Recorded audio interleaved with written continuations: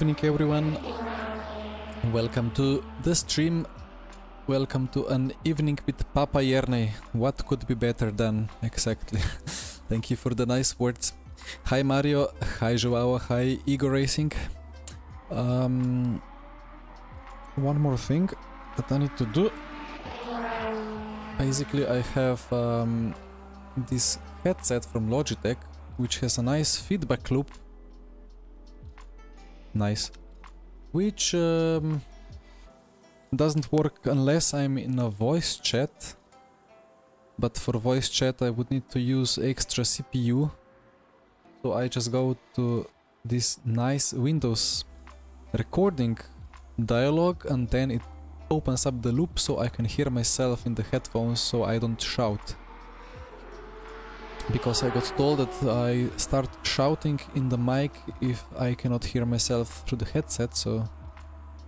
Alright, so, time to go to the server, right? This is supposedly open setup, so I saw that this intermediate event stuff has been kind of mixed up a little bit, not mixed up but changed, because there is no intermediate multiclass open anymore. Hello, dear menu.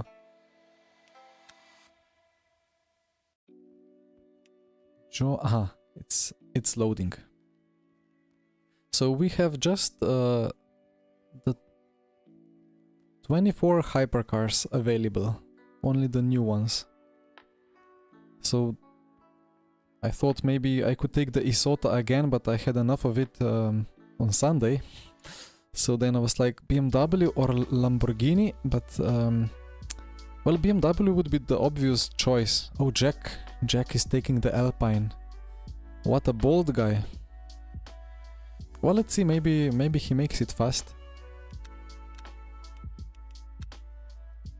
But it is an open setup, yeah. So that's gonna be interesting, because I don't really have a Lambo setup. Joao ready for Wing 1 at Monza on VEC. Actually, yesterday I saw that we are racing Monza, so from Shanghai to Dubai to Monza in a span of a week and a little bit more. Is this server ever gonna wake up?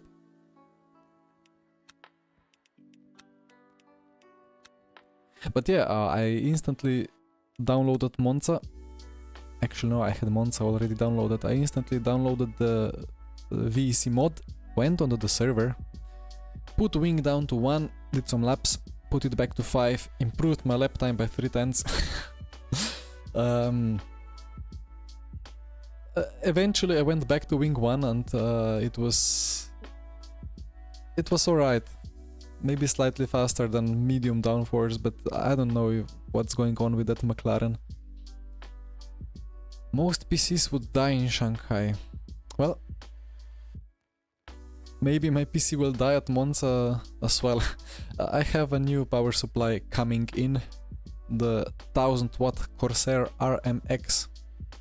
If there is an issue with PSU that caused 2 PC crashes already in the past 2 months, then that will be eliminated.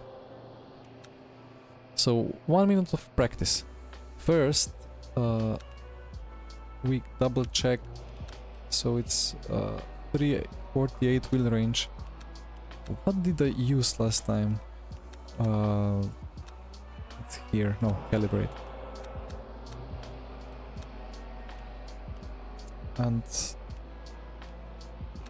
okay, let's take 430 because by default all these hypercars have too fast steering for me. Spa, I have a Spa setup. I can load it, but I don't think it's much different than the default one. I went to spring rate minimum, that's gonna have quite some bottoming on the straight. You know what? Load default setup. Rear wing 1. No time for dampers.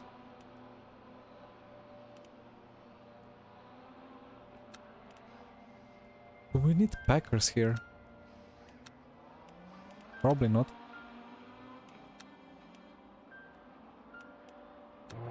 Let's do at least one. Oh, that's the wrong tiny pedal overlay. Presets LMU. That's the correct one. Music off, correct scene on. We are driving.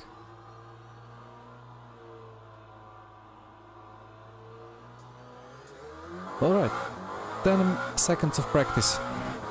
What's going on with my FPS? 155. Feels a bit stuttery.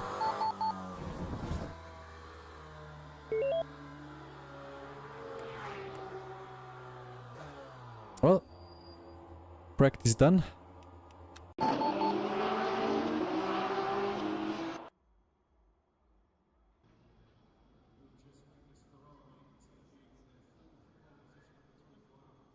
Hi Yo-Yo. So it's gonna be single up quali. What do we need? 18, 17. 17 should be enough. And I have softs.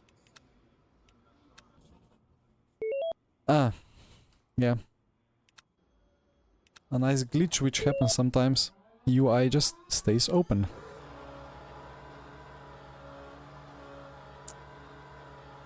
We are gonna lose some DR today, I think. But let's see. I think the Lambo is really good on the straights now. I hope the default setup is fine.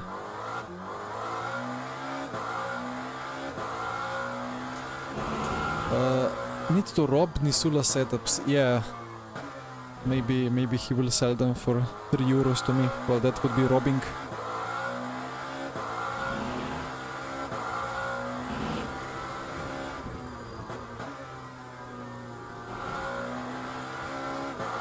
So let's see how big of a top speed we can achieve.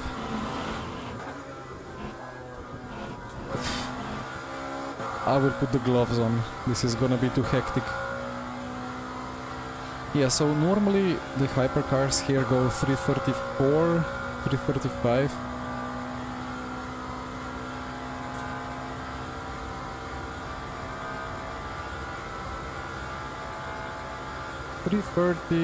Okay, for the default setup that's fine, I guess.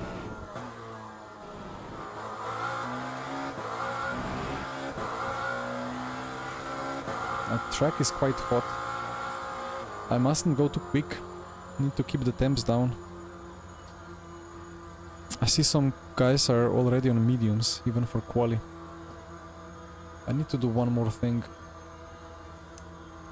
Sim hub devices. Where are you? LMU. LMU, LMDH. Yeah, that's the one. Good.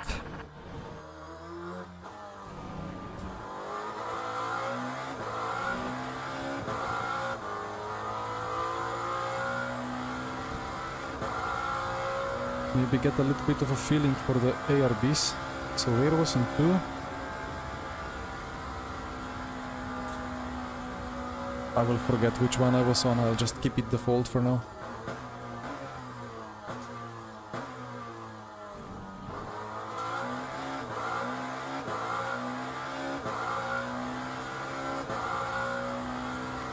Then, saw people in Discord using hearts in race on front. I mean, makes sense, like looking at McConnell now.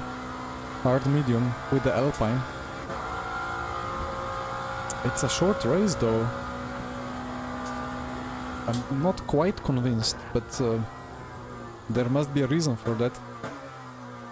For them using hearts, right? One doesn't just load hearts and say, well, that's the fastest option.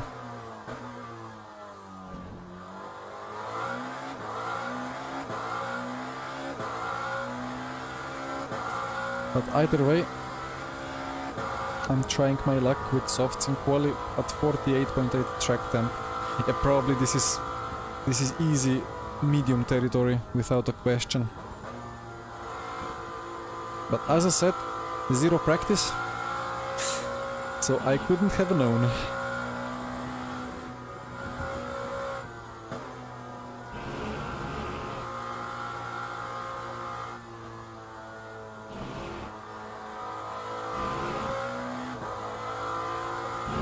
Right, so no cuts, no crashes. And if we are P5, it's still better than P15.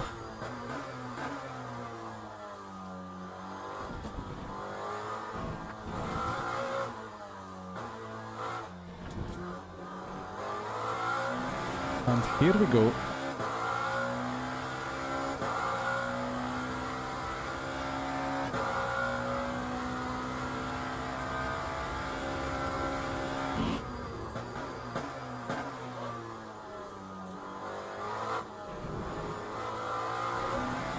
Locking up already.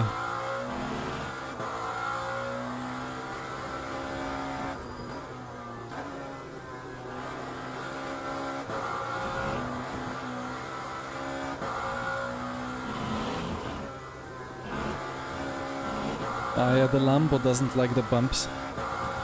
Jumps a lot. Lambo needs 0 red covers. Okay.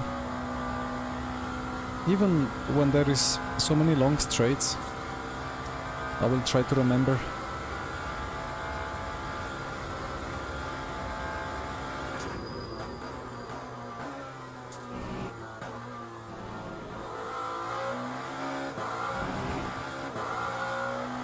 It bounces so much over those curbs.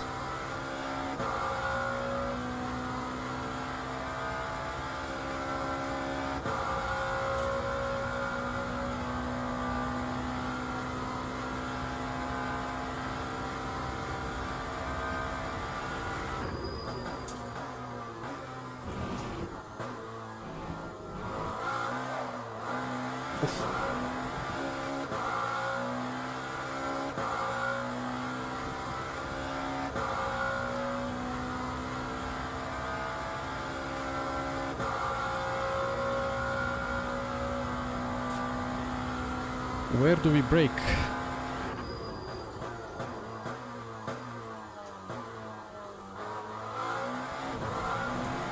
Well, braking point was spot on, but I could have braked a bit harder. That brake bias is weird. I'm not having any rear limitation yet. Just feeling the fronts about to snatch. Or snap, or whatever is the word.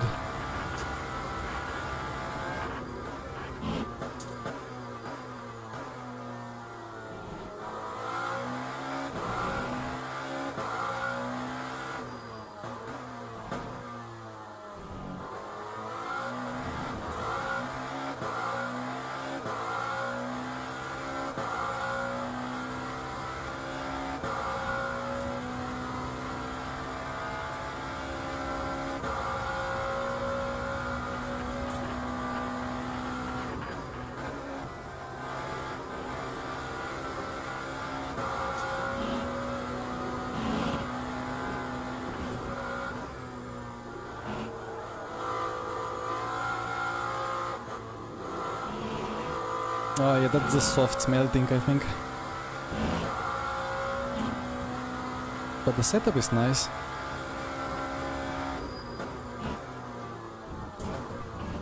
Ah, curbs. Lambo hates them. No cut. A bit of a drift. And across the line in P6.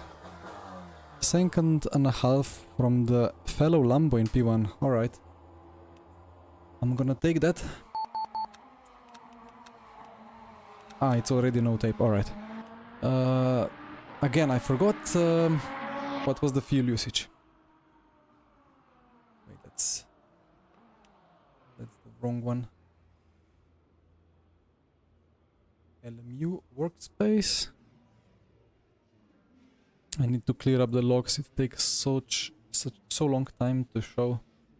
8 liters.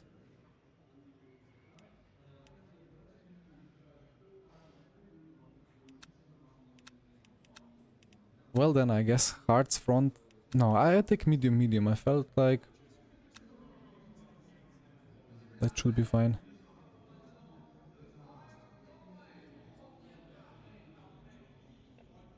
$180, I forget every time. 210. What was the lap time? 227. So that's 100. 107, let's say 7, maybe it's 8 laps. I need like 56 feet, 65 liters, that's a lot.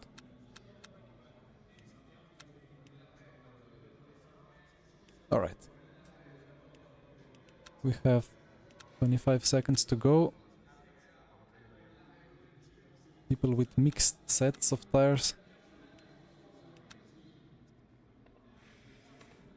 I don't know. I take medium. Whatever happens, happens.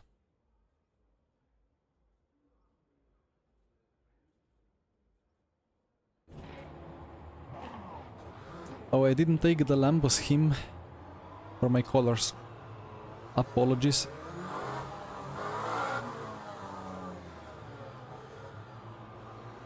I can still do it.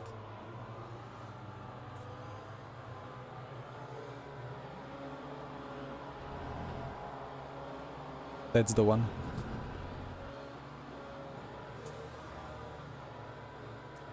Hi Jan and hi Pete. Hope the Lambo isn't too much of a prancing horse and more of a tractor. Well, I don't know if I want to do tractor stuff around Le Mans, but let's see. I mean, it's a nice car. It's quite fast, supposedly. I heard. But just all these bumps and curbs, like it hates them.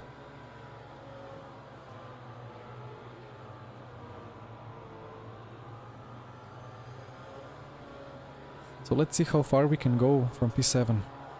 But McConnell is P1 with the Alpine. That's quite an achievement.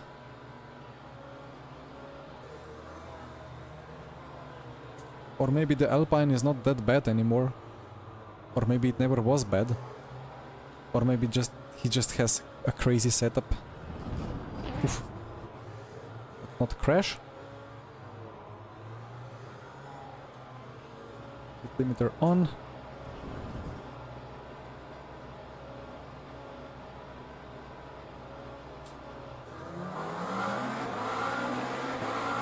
And we are racing.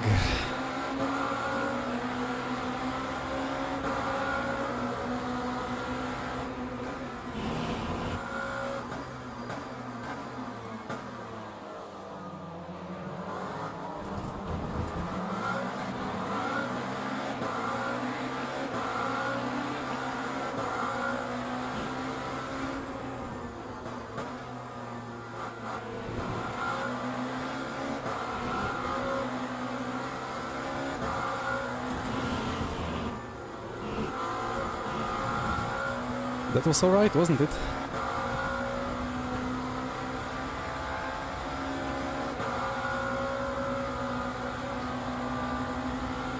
I took the correct part of the track, nice.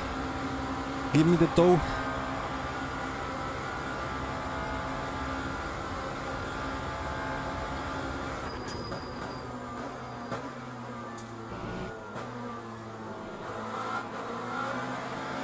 A bit of understeer. I need the slipstream. Yeah, where is McConnell?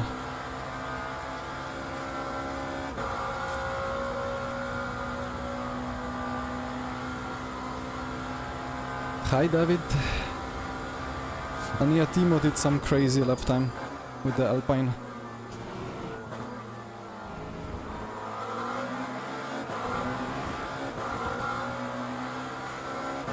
So McConnell is hard medium and all the Lambos are medium. And the BMW behind is hard. Yeah, the hard runners will struggle in lap 1, but in the end they will be fast. I forgot to put on the gloves, oh no.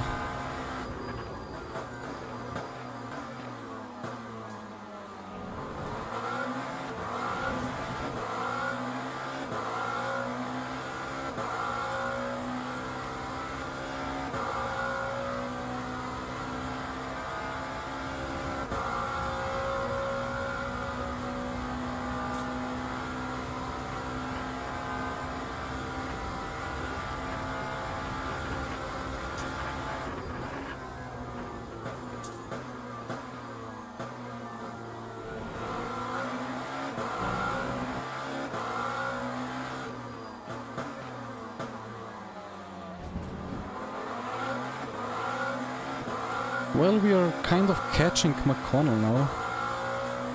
No, we are not really catching. Gap was 2.6 before.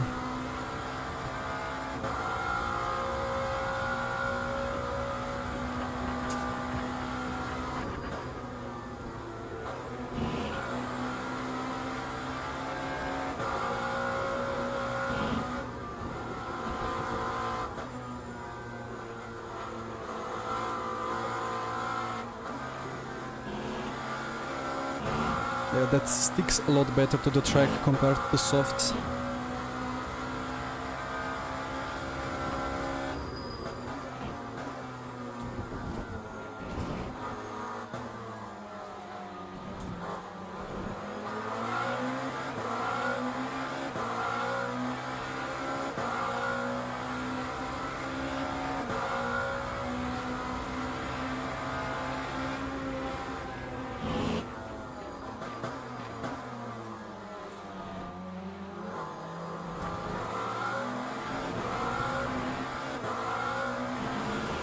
I need to quickly make the move.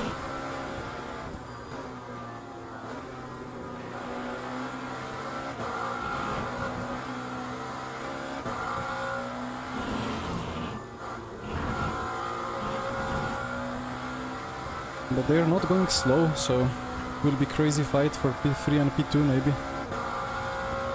But maybe if I clear these two Lambos fast, then maybe I would be able to catch McConnell, but no, no.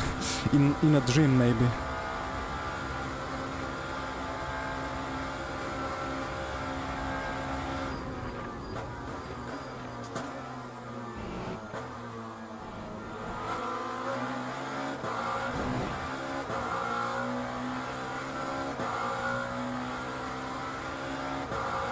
Yeah, I'm wondering about BMWs. Like, I don't think I have made a low downforce like Le Mans setup for BMW yet. I don't think I've raced it around here. The last time was with Peugeot, I believe.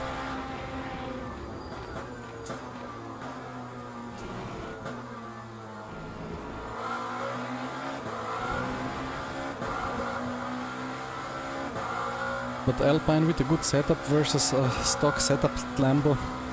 Yeah, I don't stand a chance.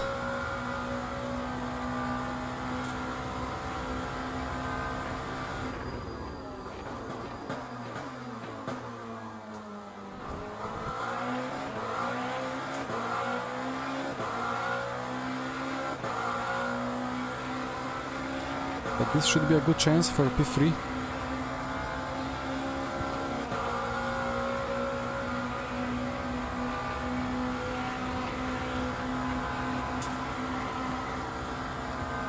Thank you.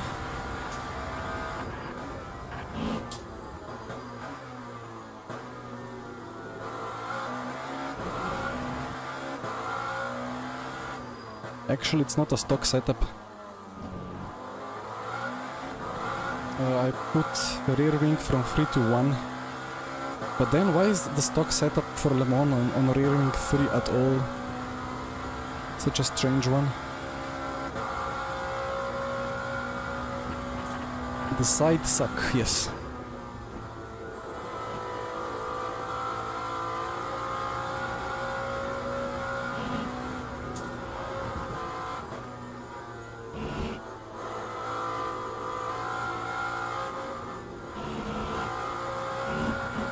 Yeah, the mediums feel a bit melty, but it's fine.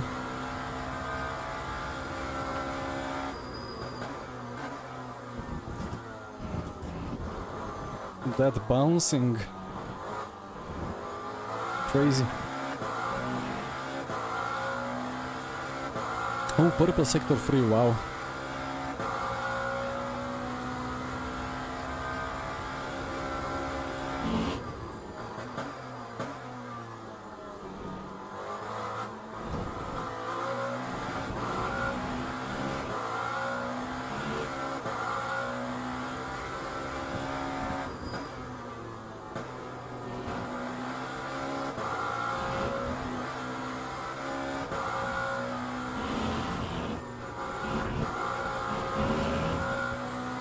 That's gonna be a cut, but I'll take it. Better cut than death. But the balance feels quite e-sporty. It really rotates and it actually eats the curbs quite well, but it's just bouncing so much. It's gripping and bouncing at the same time.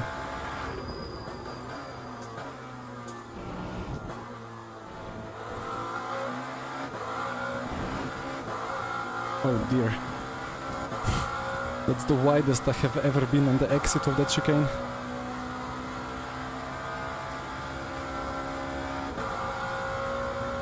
Rear wing 4 on Alpine.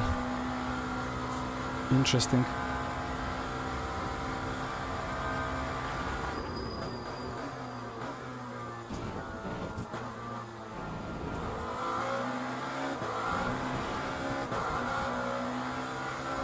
So the Lambo behind me has kind of woken up now, or what? Very close behind.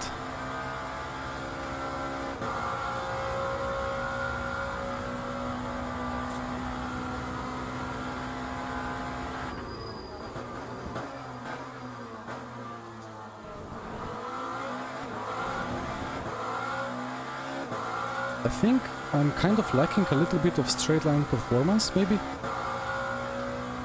Maybe half a kph because of the setup, perhaps. Hard to say.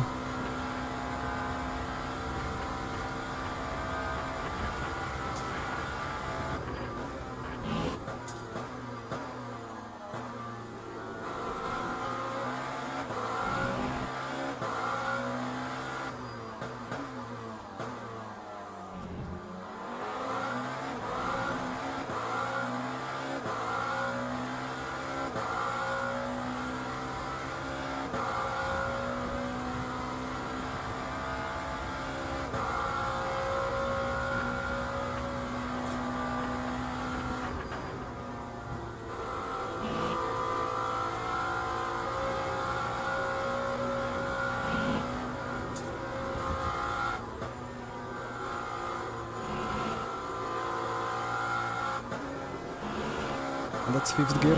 Ooh, big snap. But he caught it.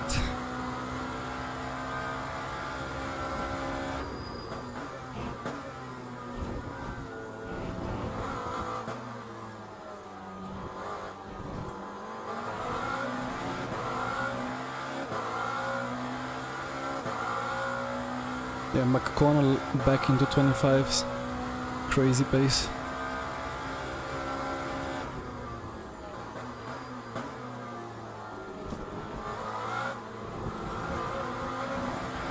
He's bouncing.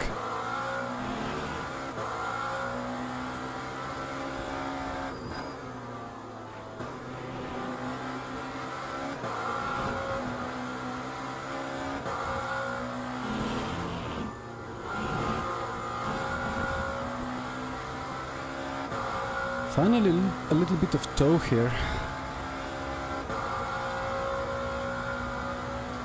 Yes, sock is slow, but well, we are not really pitting, so even if it goes 0, it's fine. Also, it's not quite nice to have this exponential drop-off now, after the patch. Ooh, whoa. I don't know what the suspension is doing there. Did you see that? Like, over curb, the rear kind of just... I don't know what it did. Felt like it detached and reattached again 2 tenths later.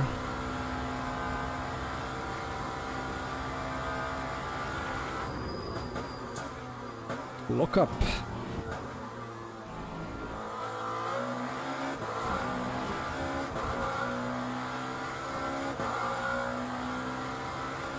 Yeah, it really needs a bit rearwards brake bias, but I think this 54.6 is fine.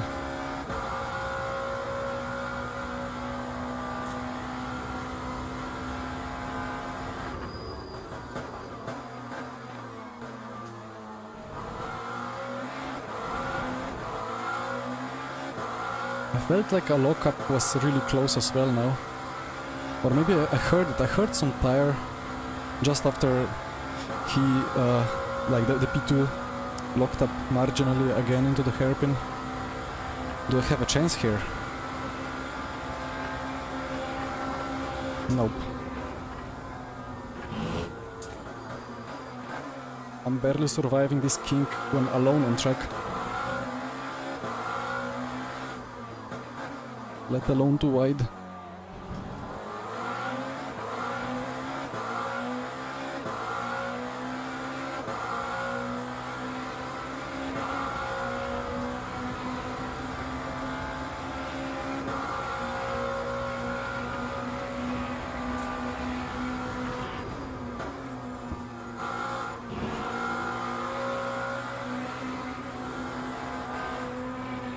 I tried. That was a bit silly.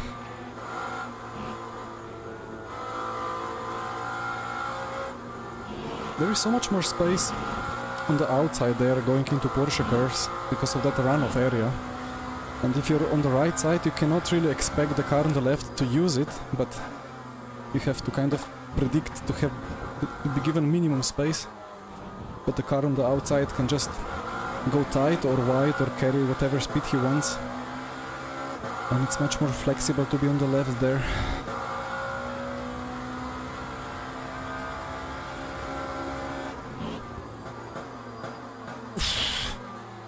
Okay. I didn't want to have a look, but it just so happened.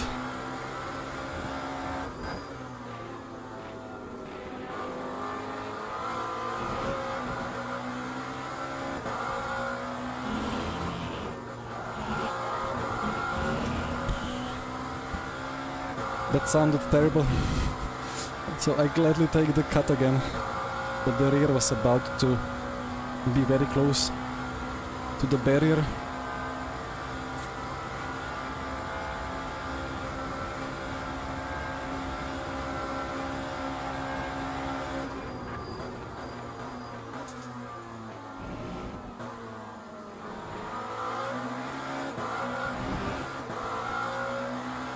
How did I lose so much time there?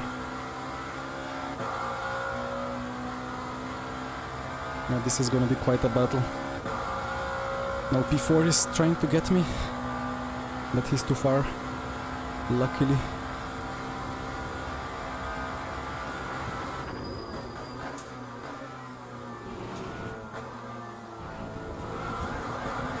What is this? Okay, no cut. If that's how the car drives in real life, then poor Roman. And well, I saw footage of even greater jumping from real life.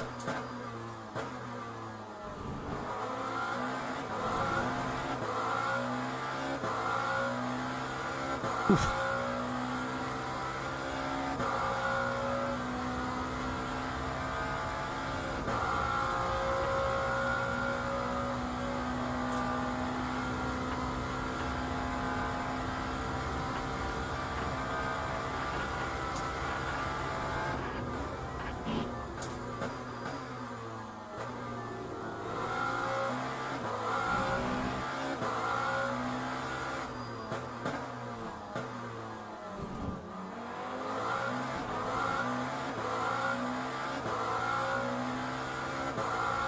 Well, Pete, it's fine. It's just like the race is more sweaty than I expected, even though from P7 one has to expect the max sweatiness.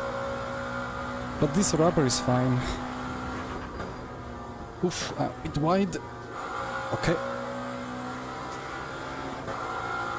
But I will for sure take the gloves for the next one.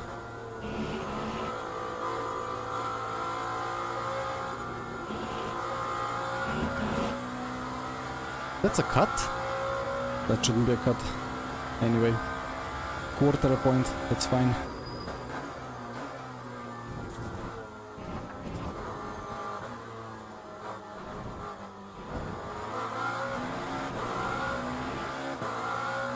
So Mr. Veen dropped off a bit, which is nice, and I feel like I have the pace to catch P2 again.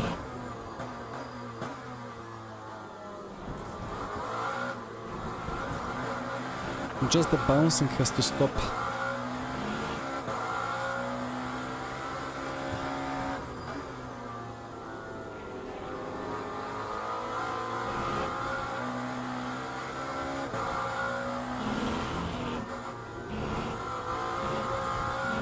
He took a cut. Actually, probably the best race strategy here is to just cut every lap at Tertre Rouge exit and get 0.25 or 0.5, but just keep gaining 1 to 2 tenths.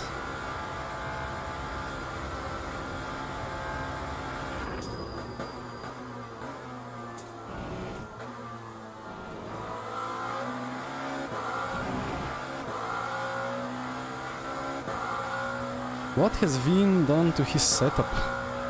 He always catches up in this section and then drops off in sector 3. I'm already on rear wing 1, so I mean, again, I guess something with the right heights. It's giving me more downforce but more drag.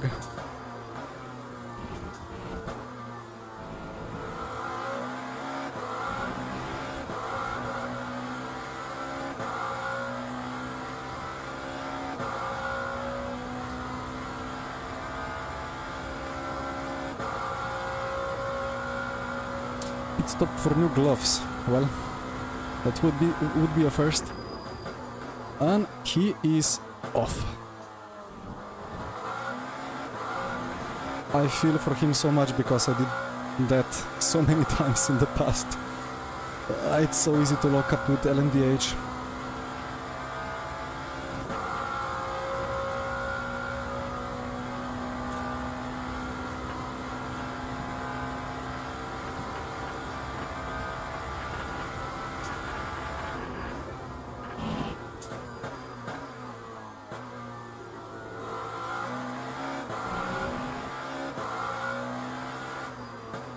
Alright then, 7 minutes.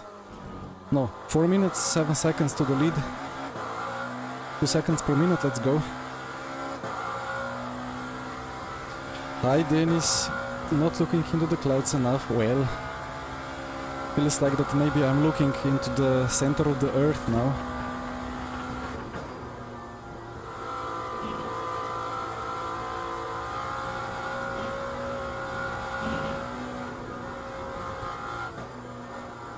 And the car is really good through here.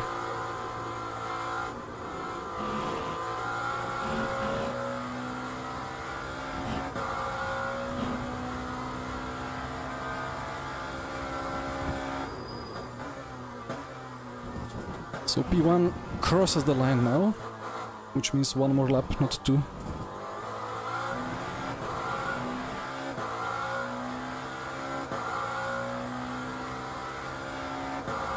So 1 lap to go indeed.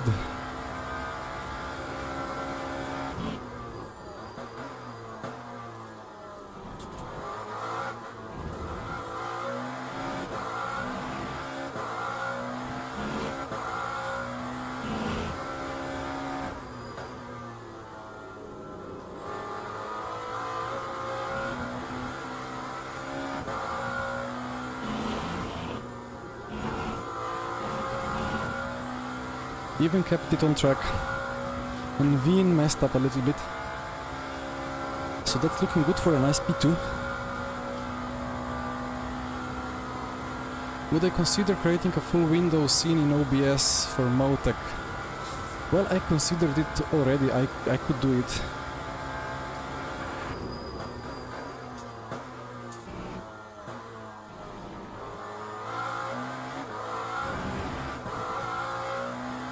I mean, not I could do it, but I have to do it, absolutely.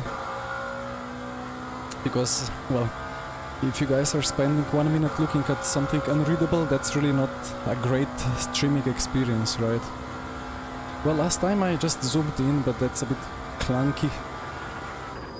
A dedicated scene would be, of course, a lot better.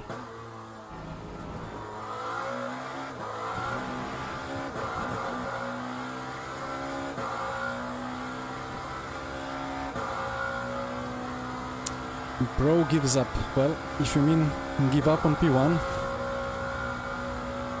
I never had it in my mind that I would actually have a chance at P1.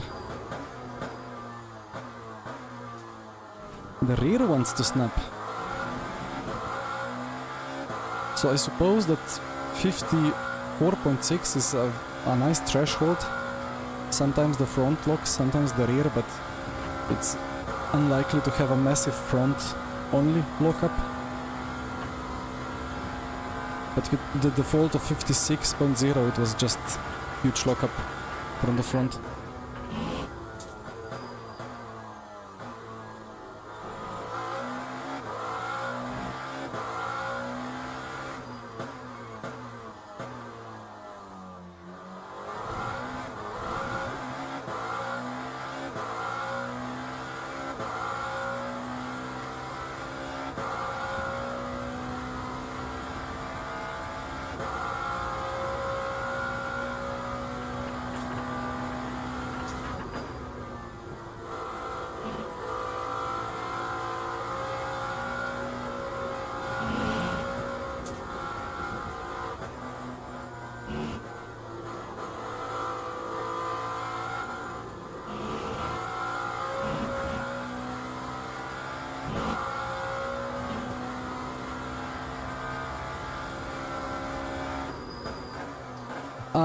Understood about the comment, yeah. Oof, bouncing again, but we crossed the line.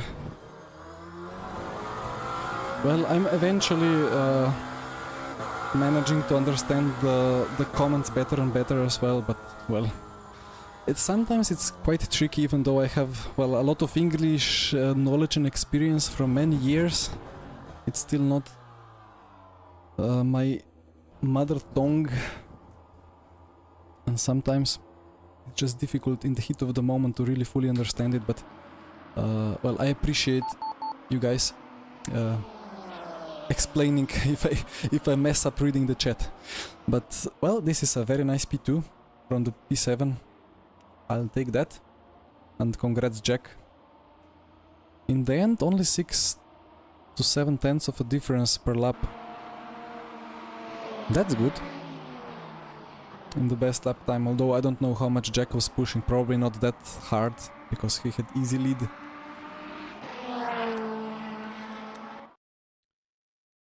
So then, I guess let's wait for the last cars to cross the line and check the DR. Maybe I will actually gain some, although the quali P7 usually means that you lose it, despite it making no sense to penalize bad quali if you then perform well in the race. But, well, thank you for the GGs. The Lambo is really good. The default setup is quite e-sporty. Just the bouncing is so unpredictable. Even if you avoid some curves, it feels like it will just keep bouncing. Sometimes it's just better to take curbs and accept that it's gonna bounce. Well, come on, click. I forgot which race I was supposed to do next. I think I do another intermediate. Yeah. I do 2 intermediates and then 2 beginners. This one, wait. This one is fixed. It's open setup as well. Oh dear. Yeah, I'm taking the Porsche here. Let's take the green one.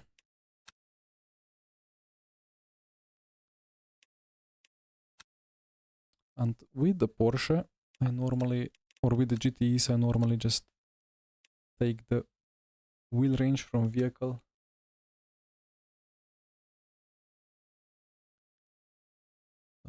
Hi Courtney, what dashboard I'm using? I'm using, if you mean the UI when driving, that's Tiny Pedal plugin overlay.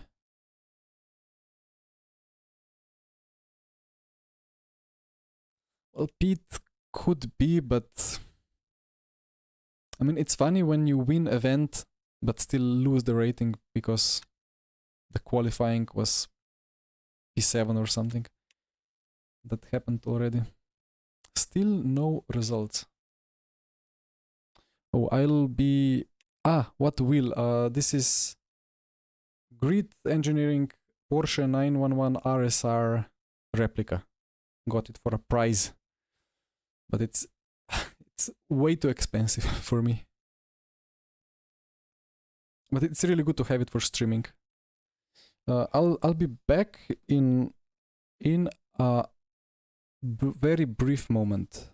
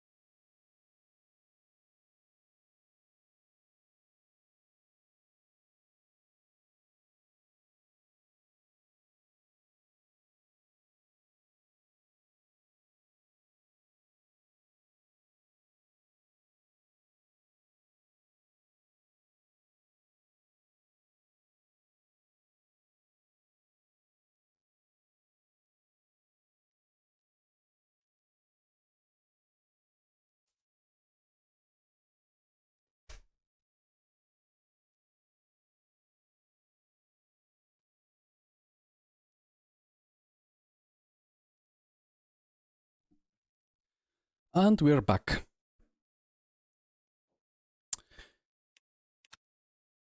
What are we targeting? 2 minutes 05.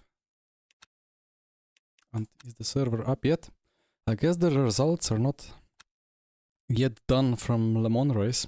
I didn't get the notification, but we will check that later.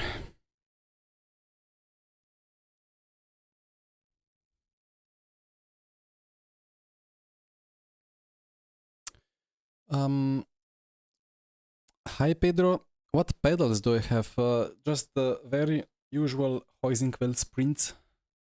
Well, I say very usual, but they would be completely out of any monetary window that I ever had 3 or 4 years ago.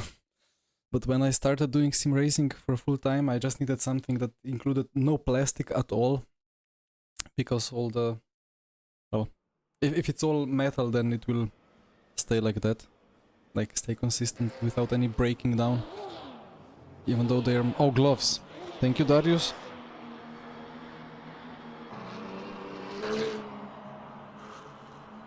Gloves and setup. Someone told once that the default setup is really good, so I will just take the default setup.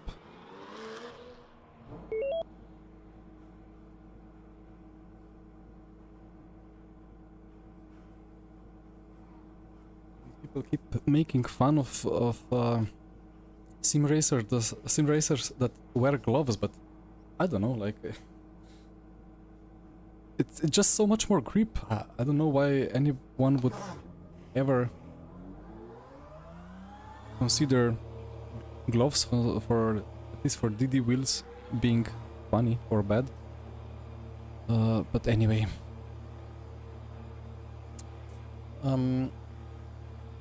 consider adding details of PC to the. Yeah, I will eventually do that. Slowly but surely upgrading everything. I didn't know if the yellow Porsche was giving me space or just running wide. How do I set transparent at tiny pedal? So Christ T. It's actually very simple, and I had the same question and I completely overlooked it, but when you are setting the color for the background, you can set RGB channels, and there is another channel called Alpha or something like that, and that's basically the transparency. It goes from 0 to 255. So when you are setting that, well, I've used like 150 or something.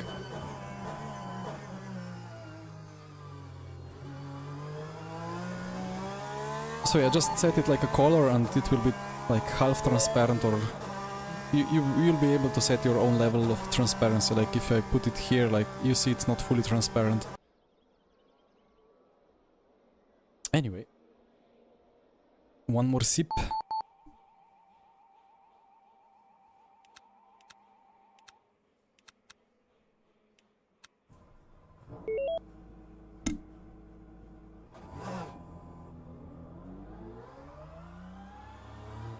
Minus the squash ball. Yeah, well, I love my squash ball stories. Is this medium territory? I see people on mediums? I'm gonna try on soft. Maybe I'll do the race on mediums.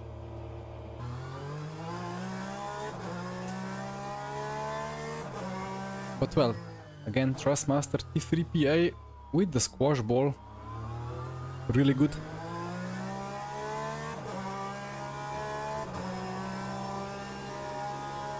Good enough to get pole position at the first ever Le Mans Virtual. True story.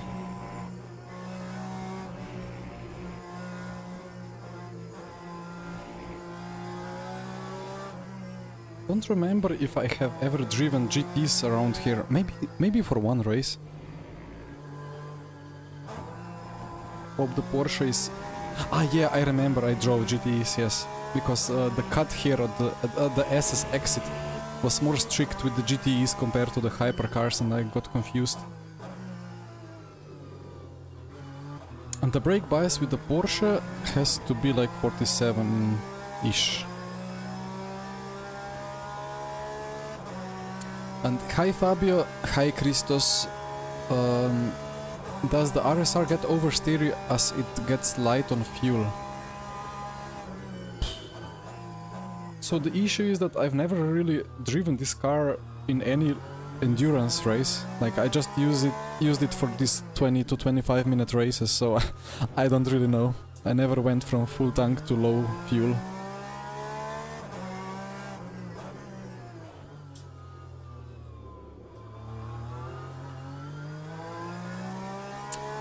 And Dennis, I guess, of course it's good, you mean the setup. Well, I hope that's actually the case.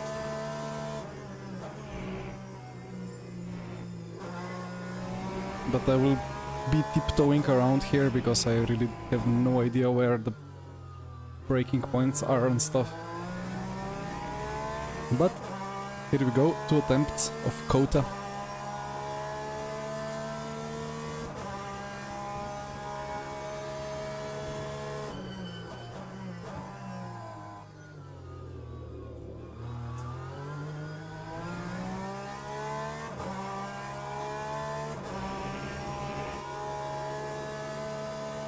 Eat all the anti-cuts.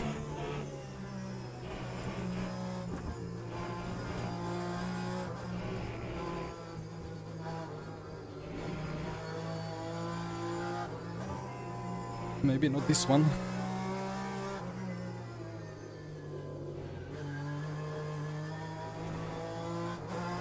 Big understeer on the exit.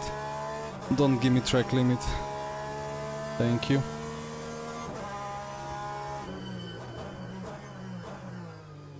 Gonna be a bit wide, but alright. Again, I see somebody with hard mediums, even for quali. Now the tires are cold. Softs are surely the way to go here.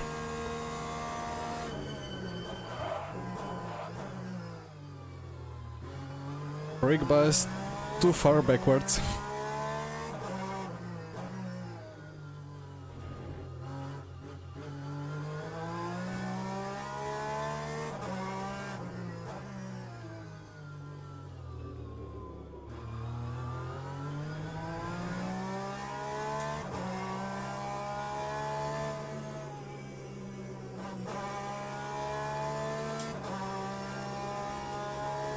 But this is classic Porsche. Entry oversteer, exit understeer. Feels same in every sim.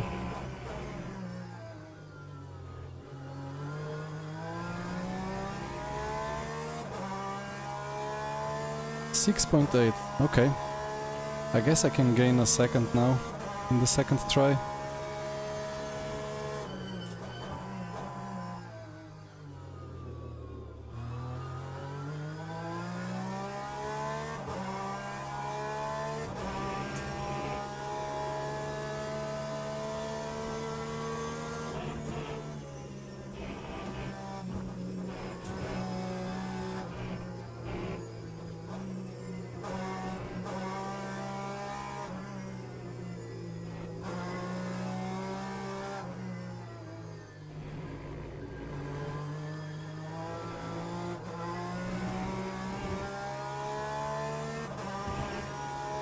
I was afraid it was gonna be a cut again.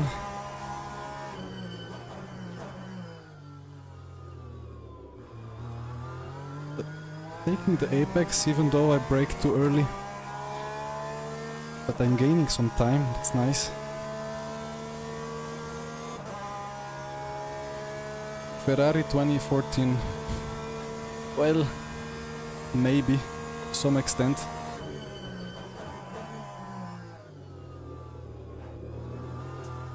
Nice drift.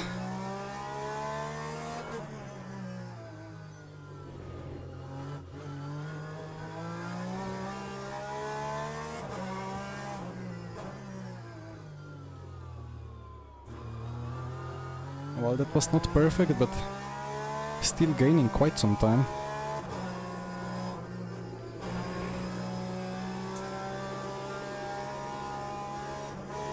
Have to lift. Where is my front wing?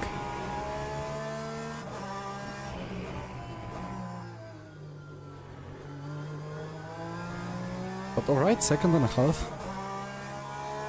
P3 for now. Only half a second of Ciclari. That's alright. The tires are still not too hot, you know.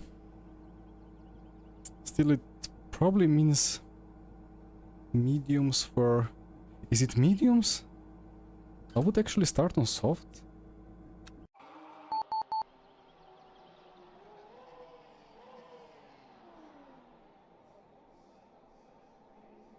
Almost got blinded by the sun, yeah. Same here. And yeah, quali mix disappeared. Luckily. It didn't make any sense. So 25 minutes. Why is that in what's it called? The system of the call of the whatever. It went to that 5 based number system. But I'm trying to figure out the fuel consumption. 3 liters per lap.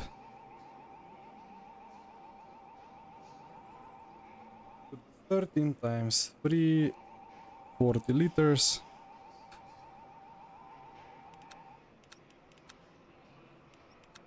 Maybe 1 extra, just in case.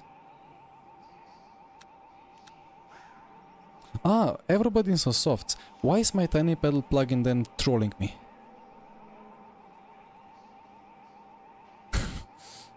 Yeah, the police, the COTA feature, it keeps doing that for every escape or something.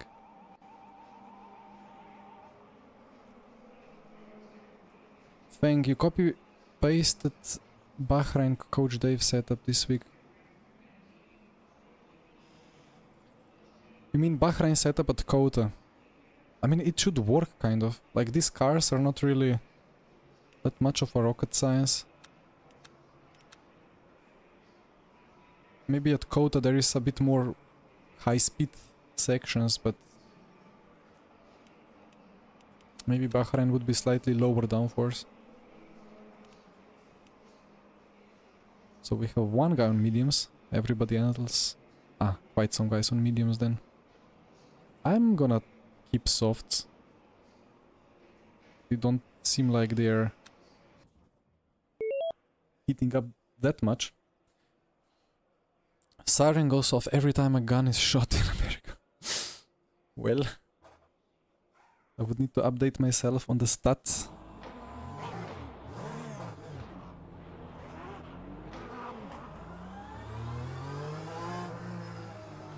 Thought I was the only one to struggle with launching the car, but the guy on my right took even longer to accelerate.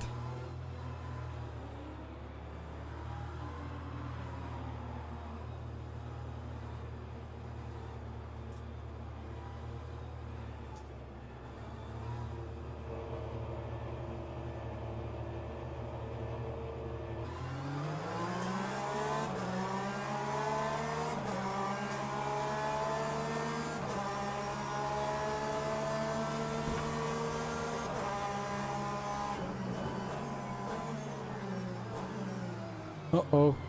Okay.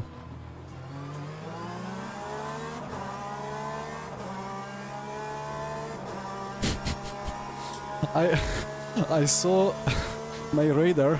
I looked at the radar and something was not quite orientated in the correct position, but luckily the speed was kind of similar as my speed, so...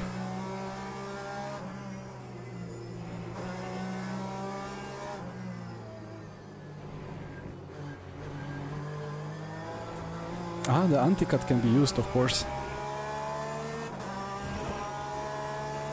Well, race on.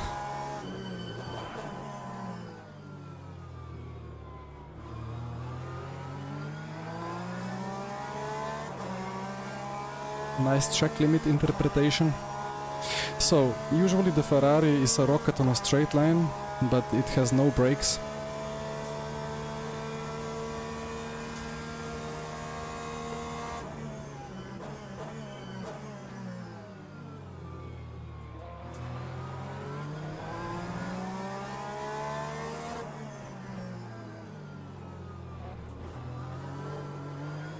And for now, this feels like I have quite some pace advantage.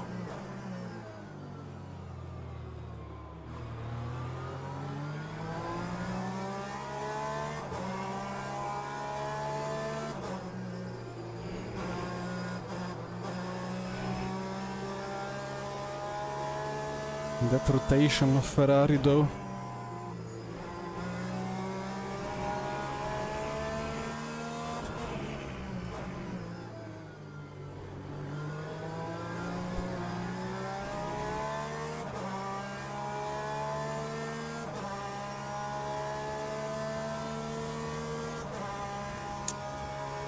I'm not sure if I can trust this.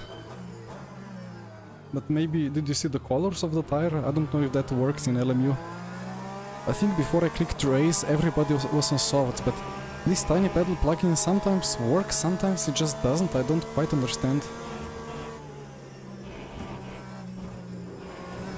It showed the leader at Le Mans on hard medium, but I think Jack was on hard medium for Le Mans.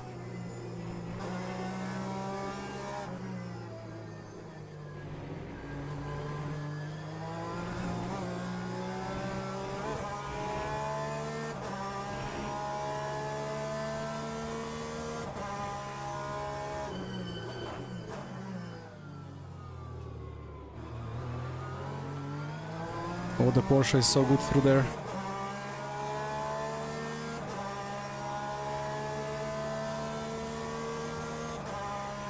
Where is any slipstream, any power? I need something.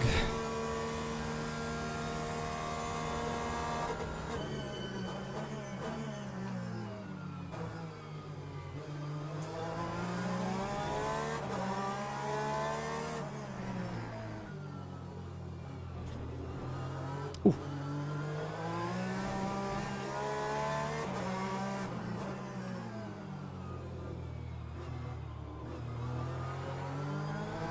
Why am I not able to make a switchback through that corner? I always fail to calculate or observe the geometry of the exit. Come on, turn.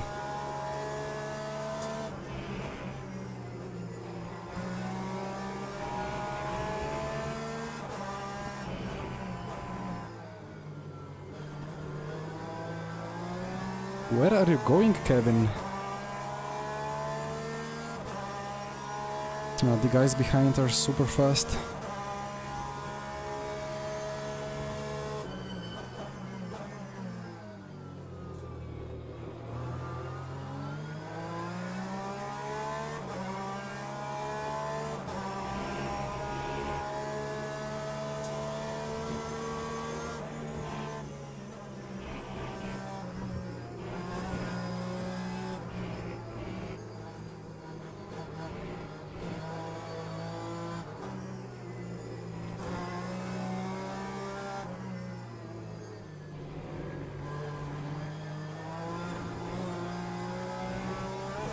Alright, round 3.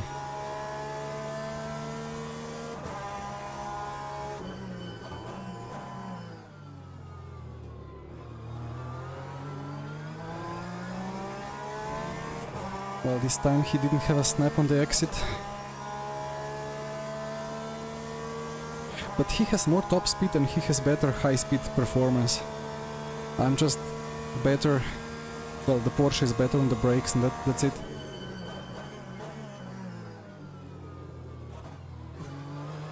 I keep getting surprised by the Ferrari stopping distances.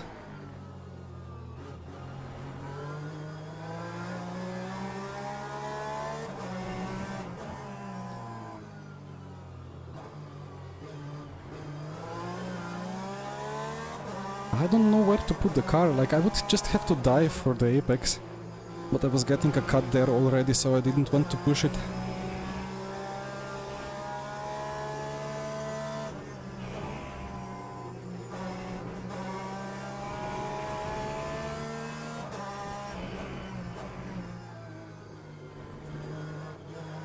Okay, let's do a Ciclari line.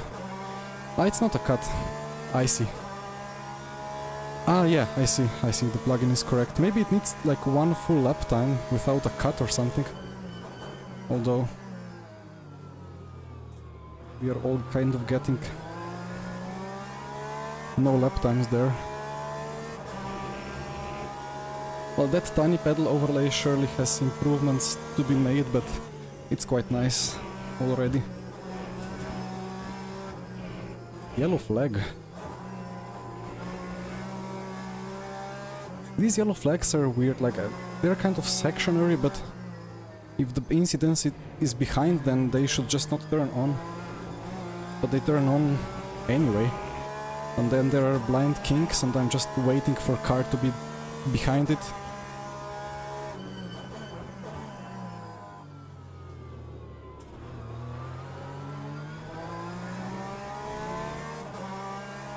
Just 1 or 2 meters too far.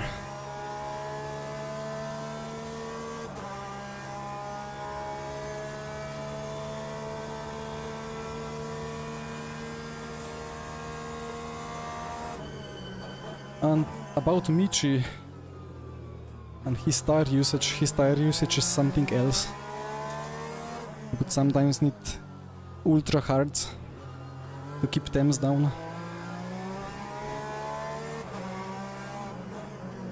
Oi, oi, oi. No! Big rip. No! That's what I get for mocking Michi. I had such a good chance there. Well, also that's what I get for not doing any practice. That Ferrari is boxing. And it was so funny, like I caught a big slide and I was like, okay, I caught the slide, first gear, full power, let's make a switchback. And it just went around me. Now the rear temps are crazy high.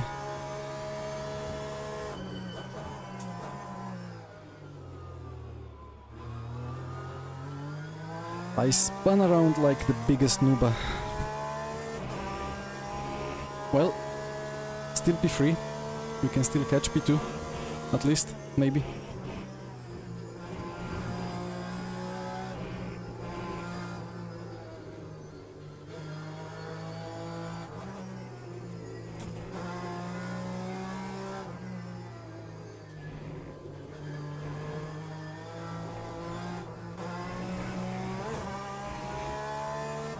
I don't know, like I expected RF2 performance from the rear tires, but I got realistic performance from the tires.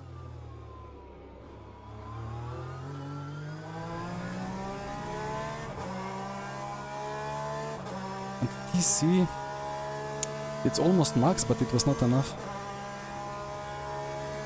I usually use like 828 or 838, so 628 was just not enough.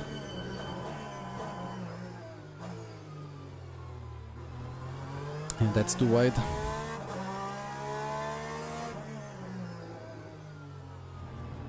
Yes, as Pete says, I need to stay relatable, right? If I'm never gonna do any mistake. And that's not interesting at all anymore, right?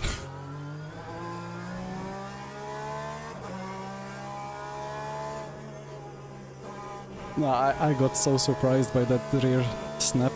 And the worst thing is that I just, like, I always have like subconscious idea that it's fine, like, okay, it's gonna snap a lot, but I'm just going to be able to catch it, because that's how it used to be in R Factor 2.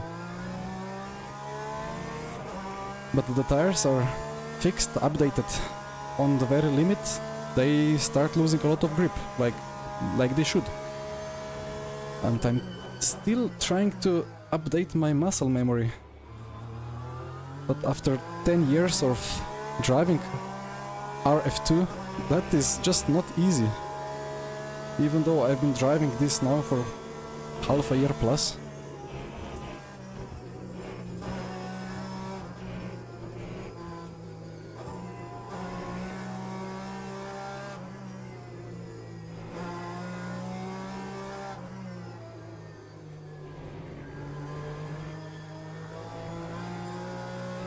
Well, catching the P2 Porsche.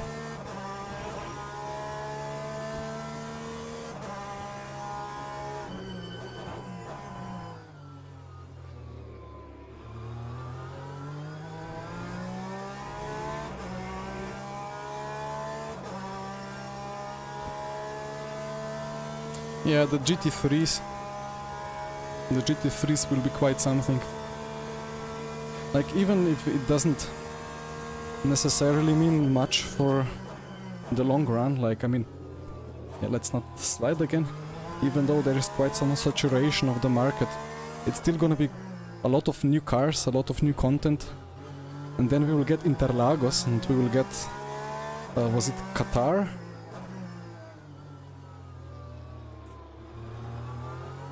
And people will naturally, like, try, and they will like it. Maybe 500 of them will instantly start driving again. Who knows?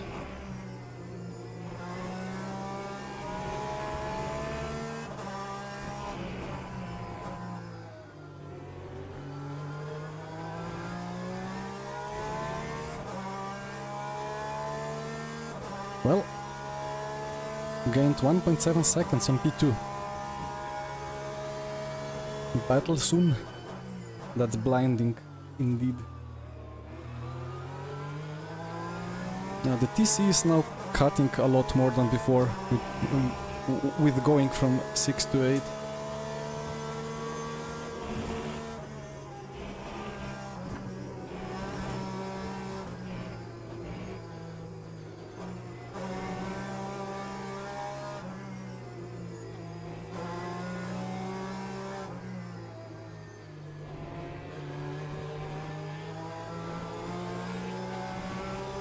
It needs quite some dancing to be done on the brakes.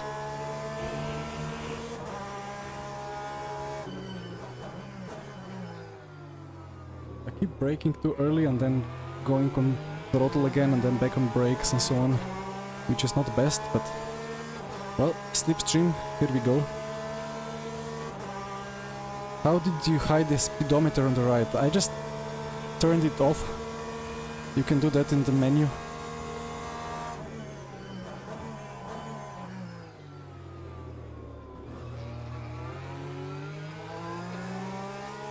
Low power in second gear.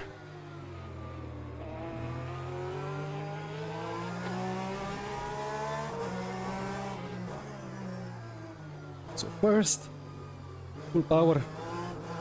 Yeah, look, now it was just like a big, like maybe a bigger snap, but it was kind of just a little rear dance. Nothing crazy went out of it just by using max TC. It still allowed some slip.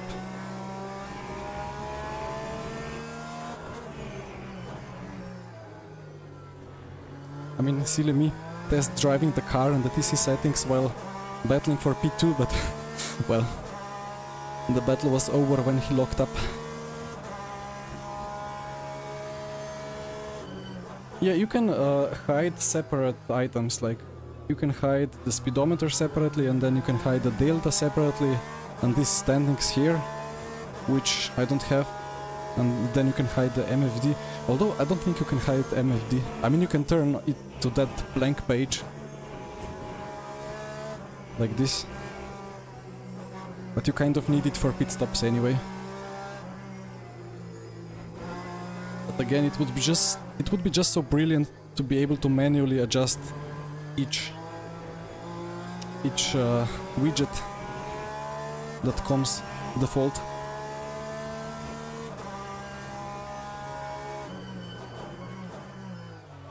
Wide. Full throttle first gear, almost no wheel spin. Ah, that spin, that 360, that was so stupid. But, well, muscle memory updated as much as it can be.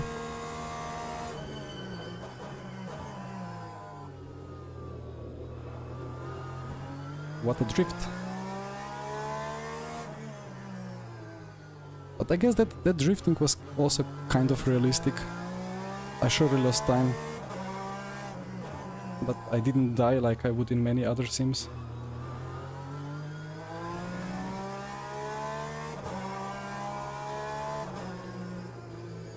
Well, now 8 minutes to go, 8 seconds to be gained for P1, but I think the goal now is just to stay P2.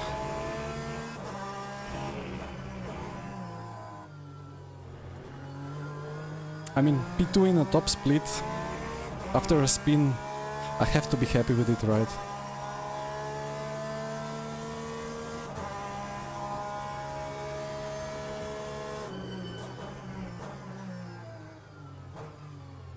Where is... okay.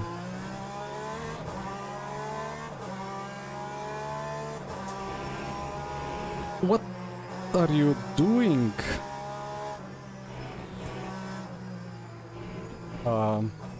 Well, I don't want to crash with him, but he kind of wants to crash with me. Hello? What was that about? Do I have some enemies on track or what? I don't remember doing anything bad to anybody. Scary. I mean, there were many options to go through him, but then I just didn't know what he's gonna do. It felt like he was just trying to crash me actively. Some people are just lost, yeah, felt that way.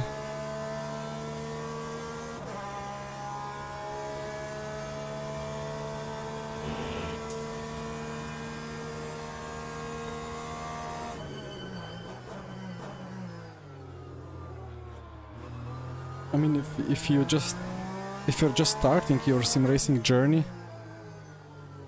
then obviously it's not too easy to be driving the Corvette with very little of driving aids around COTA Sector 1.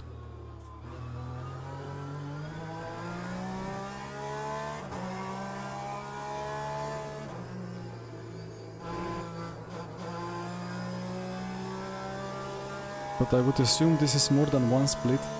Intermediate races are usually like 2 splits or 3 in this time slot. That's the RPM limiter in the Porsche is super weird, super weird sounding. Yeah, that's the correct. What's with my tongue today?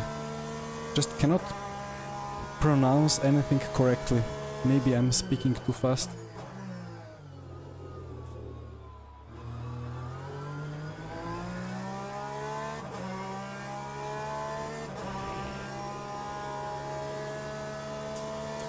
Joao, probably. That's the explanation.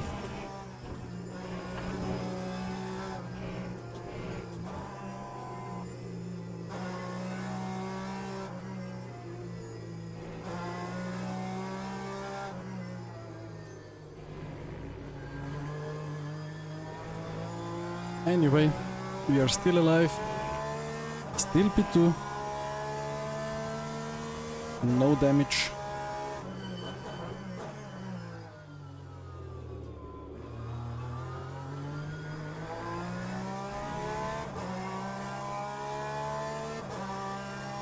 Speak mother tongue for a lap. How many Slovenian viewers do I have at the moment?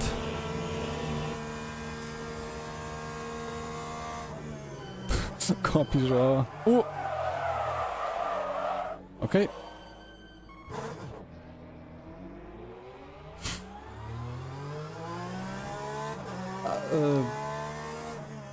I don't have an explanation.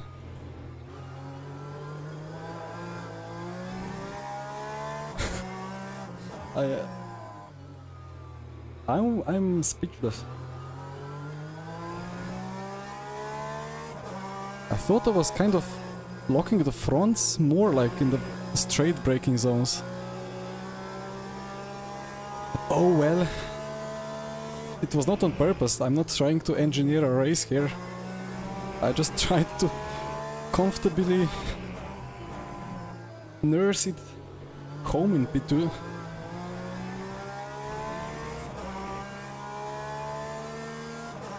Well, push, push.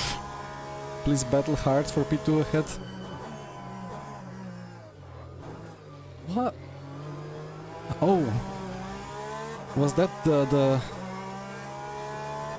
comment that talk about snapping rear in the low fuel circumstances? That's a cut. That's a big cut.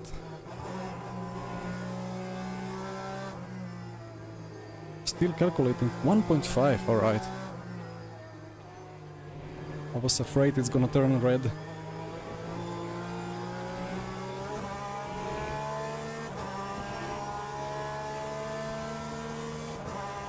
I mean, hypercars, to be honest, can have snappy rear as well. On the regen motor. Like, they lock up fronts, and then you brake more than they lock the whole rear axle, and then you brake further, and then they lock the front inside again. If you push it too much. I don't think so. I think they still have too much grip. If anything.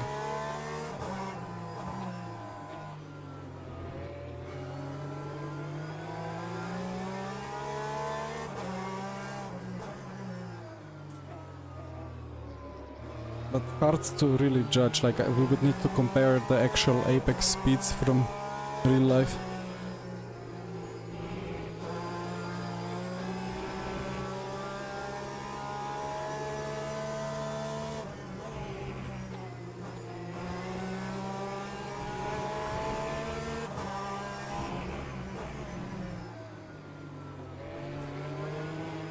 Well, one more lap to go.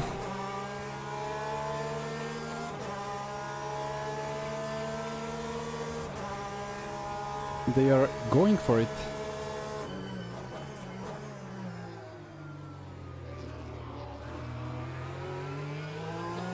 Well, thank you.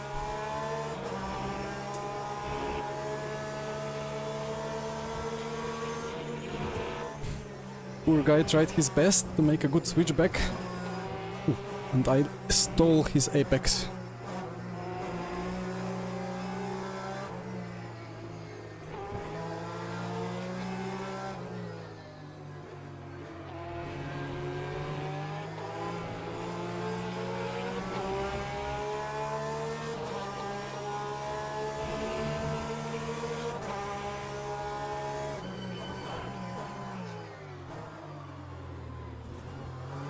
I'm taking the Verstappen strategy.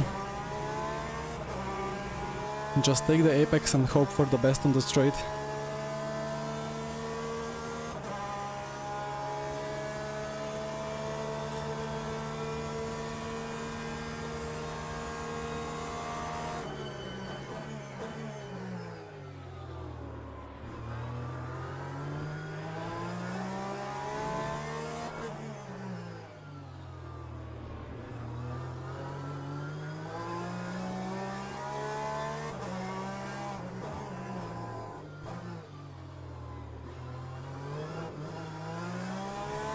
Well, Max is a clever guy.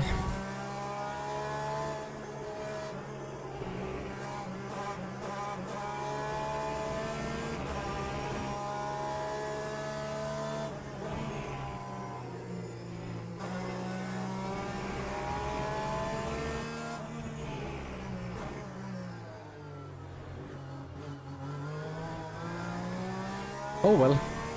P2 again. That was a slightly more hectic than necessary. And in fact, I really want to have a look at what happened there.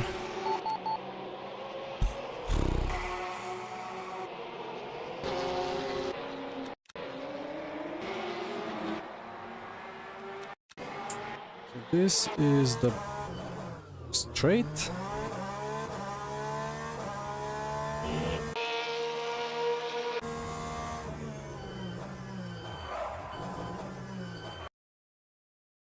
I just had too much brake input, that's all. Like I broke normally, and this indicator is quite broken, cannot be really trusted. So I have 5 more minutes till the next race. Yes, just gonna quickly check the Motec, and sorry in advance if my scene is not really showing what I'm looking. So it was lap 10.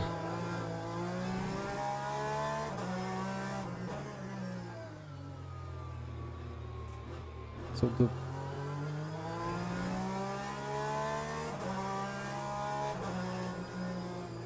I broke, then I started releasing the brake, and then I went back. I don't know what my brain did there. I just went back to full pressure. For whatever reason. Wait, I had another spin, right?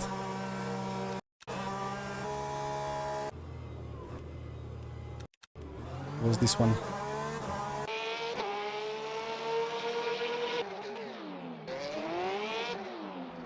A nice switchback. A nice snap. Caught it.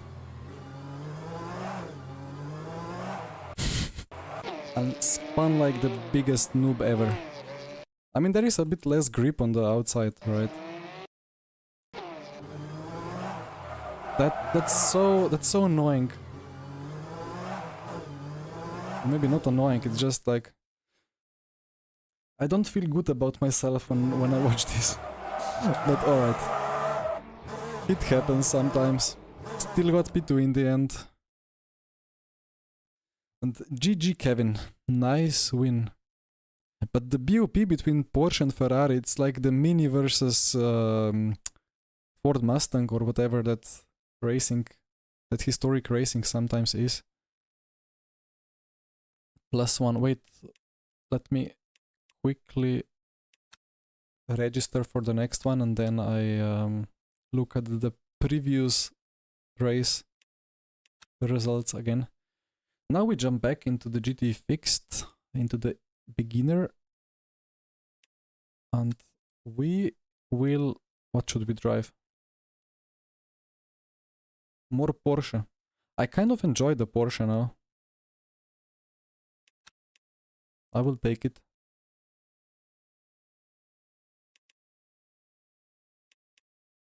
We even have a Renault on the grid. Wow. That was the worst joke of the evening. My apologies. Event history, Cirque de la Sarthe. I gained DR. Nice.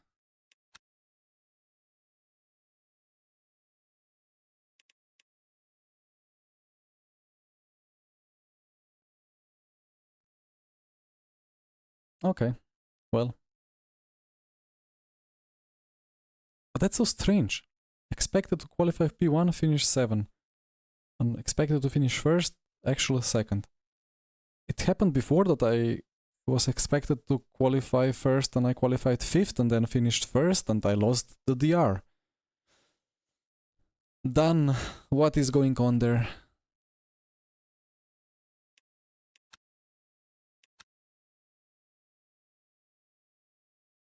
I don't think it was this one, maybe it was 10 places lost. Was it this one?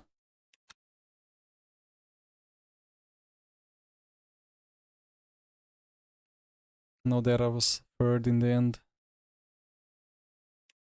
I don't know. Anyway. Donuts before the checker flag. Yeah, that's what it was. Sometimes you just need to celebrate sim racing.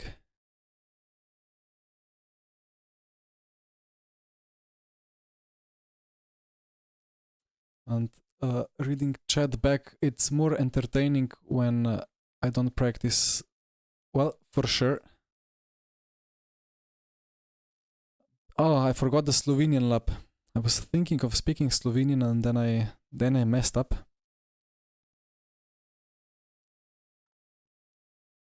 Well, sim racing is always best when there is little to no practice. Like the less practice you have, the more fun it is.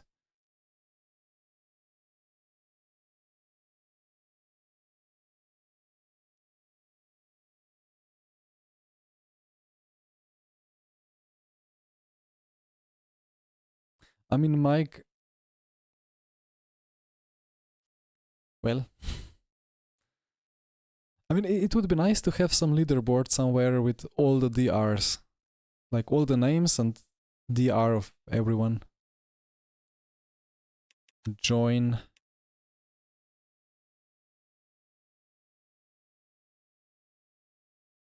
Ah, lights. There was some message about that before. I missed some messages. My apologies. Lights below the screen. These ones. Yeah, this is from Grid Engineering as well. I got that for a prize as well. A lot of Grid Engineering prizes around here. This shifter as well. Rally style shifter. Or extra 2 inputs if I need them. Yeah, it's nice. Like you can, through SimHub, you can put there anything you want. Or even put like effects on there. You could even like put some like, I don't know, CPU usage on this one and GPU usage on this one, or air temp here like from 0 to 40 or like 1. You can program it to show whatever. Or multiple things at once, or like 3 points for one thing, 1 for another, and the rest, the other 5 for something else. Like it's super customizable. It's really good.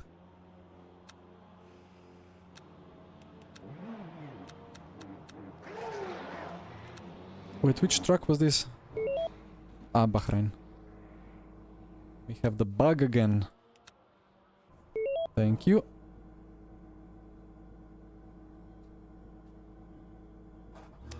This mic is... I would need to... I don't know. I would need to have a mic coming from I don't know where.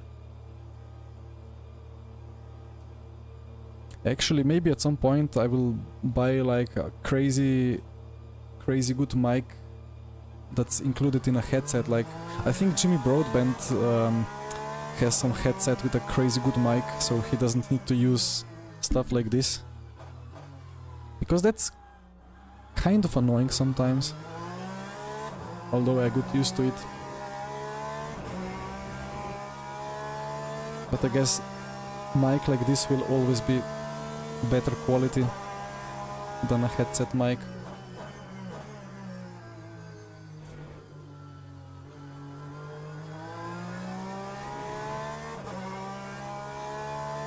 You can press watch when you're in watch mode before race.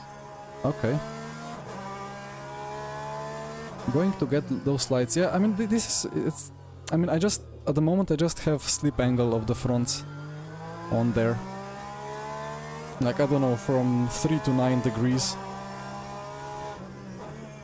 Although if I wanted to make them more useful, I would kind of need to get like some 3D printed mounts and mount them on the holder of my Simicube wheelbase, so they would be like up here, like something like this. Or like more adjustable, so that I would be able to pull them up and down. Because now, I mean, I don't have them... Maybe to the stream they are kind of well visible, but to me... Like this one is a lot more to the right than this one because of how sideways my camera is. But yeah, something like here would be nice, or like, yeah, again, just moving...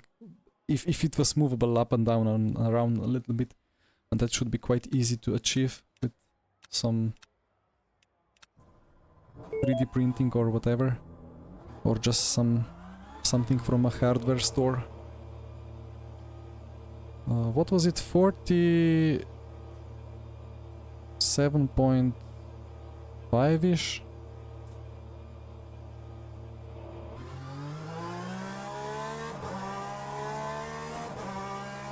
Well, some more Porsche fun.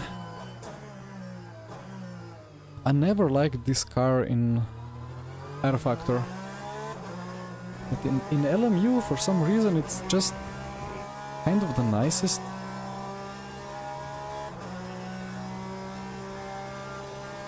These values are different. The fixed setup here is different than it was at COTA. That's weird.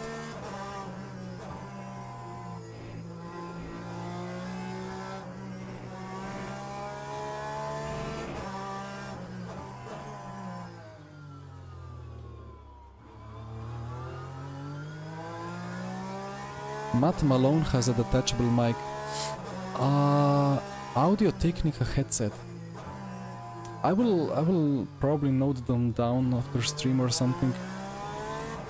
I mean, for now I'm quite happy with my €50 mic solution on a €20 mic stand, which was a bit of well, I just wanted to save some time and just quickly bought whatever was available in that store.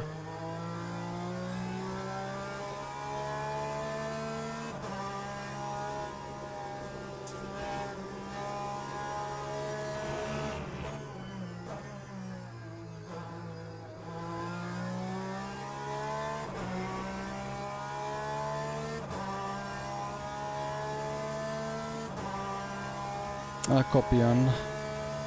Guten Abend, Daniele. I'm racing at COTA on Sunday. So COTA is the 2 hours, right? The other one at Le Mans is shorter, 99 minutes. Yeah, so one weekly is at Le Mans, the other one is at COTA.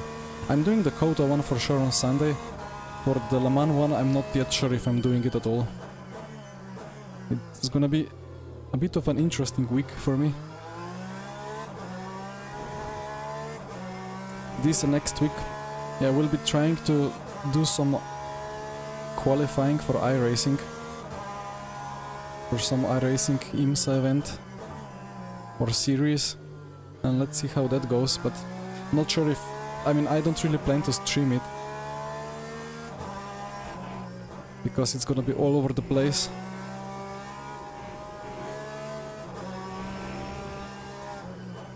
But I will see how much time I have.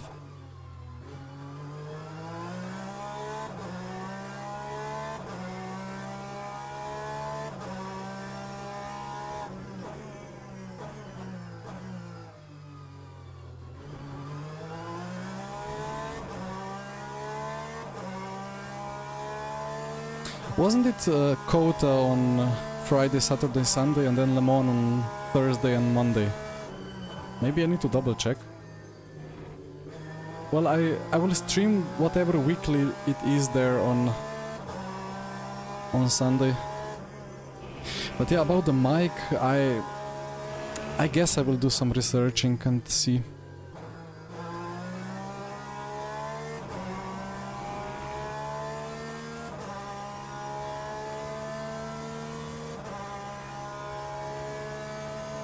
I mean, it's not really bothering me when I'm driving at all. It's just like for mobility, when I'm reaching for the keyboard and so on, and I never put it consistently back into the very same place.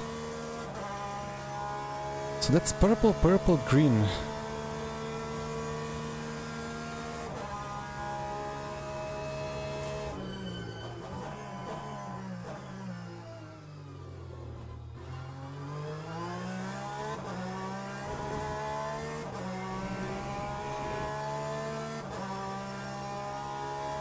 COTA is... I don't know. Now, okay. Now this is the... now I can really blame myself for looking at the chat, but anyway, I saw the leaderboard and I kind of lost focus a little bit. Will I have another chance? No, that's actually the last one. Well then, I will just practice a little bit. Sector 2 and Sector 3. Well, it's a Porsche. Wednesday, Saturday, I think, wasn't it Friday as well?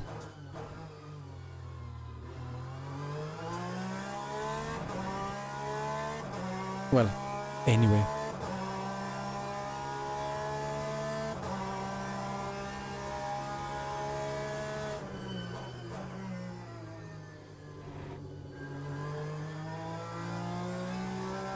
I'm just quite confused looking at the lap times from others.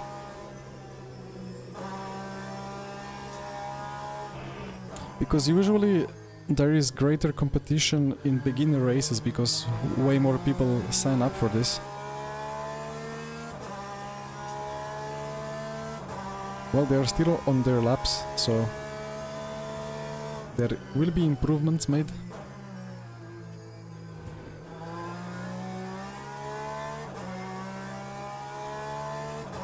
Let's see if there is any Ferrari towards the top. It's just a Porsche fest.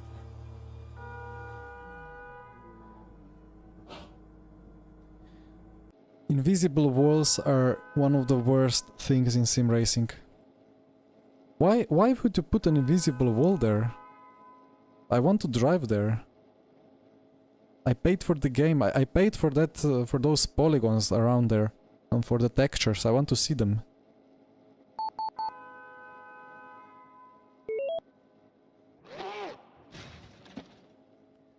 Such a shame. Anyway, I think, yeah, 3.1. No, what was it? 2. Let's consult Motec again. Engine. No, that's the wrong log. Come on, click. Yeah, 3.12. My dear calculator.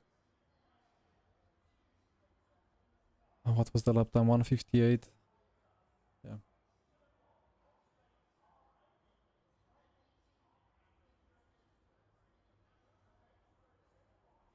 .45 for to be fully safe in every aspect.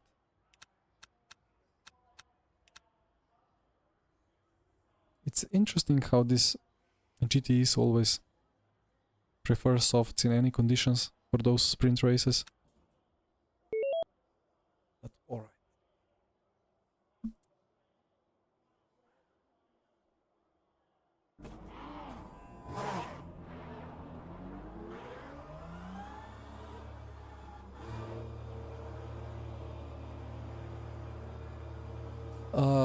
Hello Juan, about tire pressures.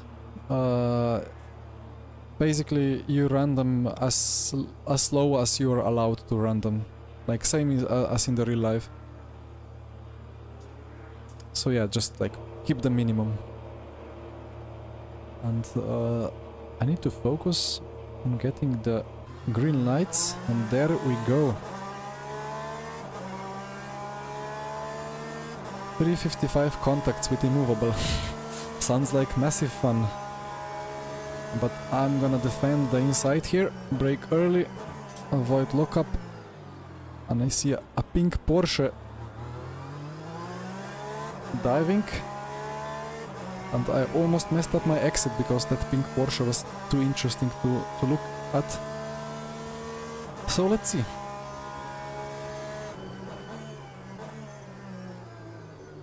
Now question of the evening. How to pronounce the surname of the P2?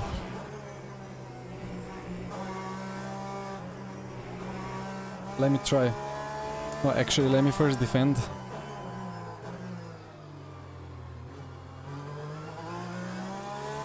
Szydlowski. I hope that's correct. So the next question is Szydlowski fast enough to keep pressure on me? He was not too far in qualifying.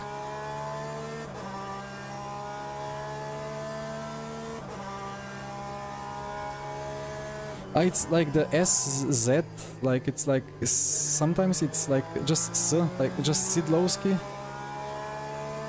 Maybe it's Szydlowski.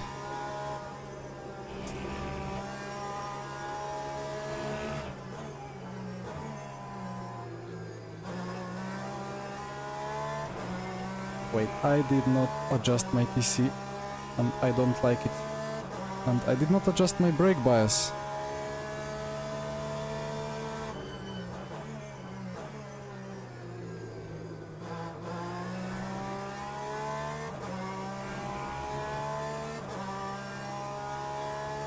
Maybe in AC Evo we can drive around tracks, would be brilliant.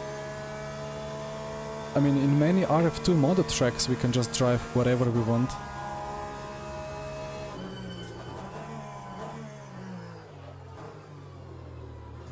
I mean, I remember even driving some Need for Speed back in 2002 and being annoyed that when I like jump or like fly and crash across the barriers, the walls are not just as high as the visible barriers are, but they are actually going like close to the sky.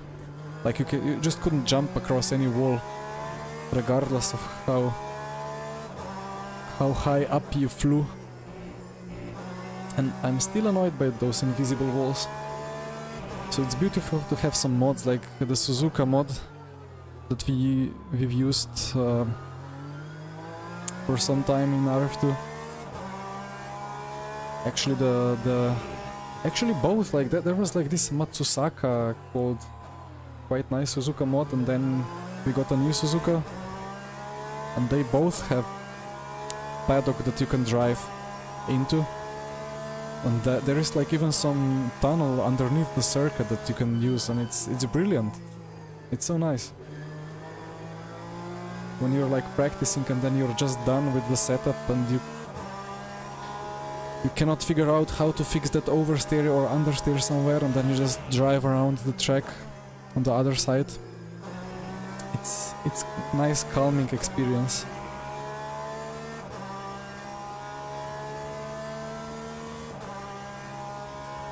Yeah, Jan, that's I thought of it one time. It's quite funny to have, well, a name. Like we had some in our football team that was called, like his surname was Czech. So like a citizen of the Czech. And he was the only really Slovenian in the team, because all the others were like Bosnian and Serbian migrants or whatever.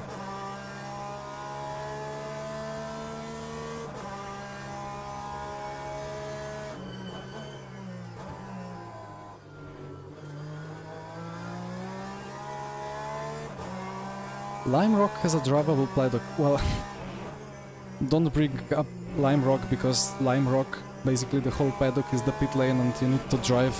You're forced to drive through it to make it to the track, so that's the other part of the extreme.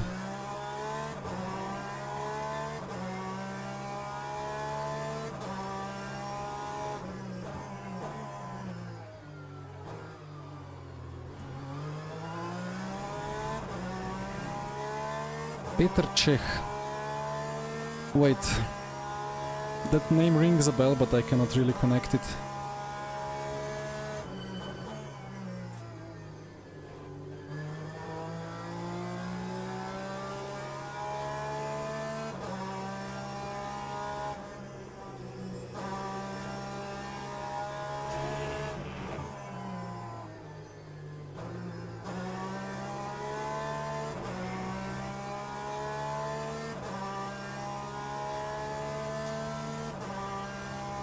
Hi Yanis.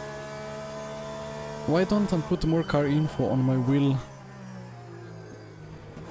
Well, the idea for me was that I want to display either on the monitor or on my wheel dash things that are actually important for the race, that I actually need, and I didn't want to duplicate any info. So then I just figured out I want like a gear and speed and the battery info. Well, this car doesn't have battery, so this is irrelevant. So just to keep it like more minimalistic, which I kind of like. Although I know that there is a lot of room for visual improvement here. I'm displaying too much stuff in the center of my monitor anyway, like this. I mean, now I'm displaying the energy even though it's just a GT car. But I've driven the hypercar before, so I needed it. But most of these items here are not really useful for daily races.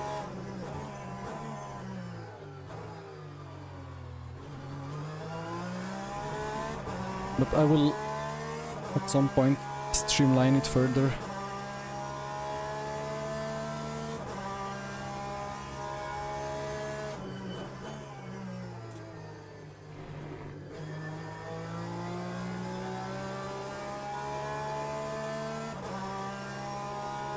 Well, if it was Sidlowski, if that's the correct pronunciation, then, well, even if it's a wrong pronunciation, he's driving pretty well.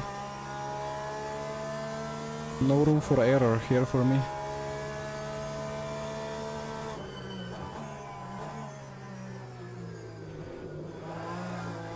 Well, there goes an error. I keep messing up that last corner. I brake late and then mess it up, or I brake early and mess it up like later with a snap after the apex. Well, tight apex. He's going for a switchback. And he took too much of a switchback, so I am safe for another lap. Slovenian comes lap. Well,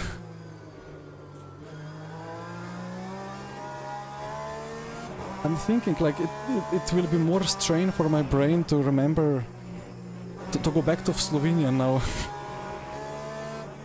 Understeer. Issue is that I never talk about sim racing in Slovenian. I thought I was in first gear, got stuck in second.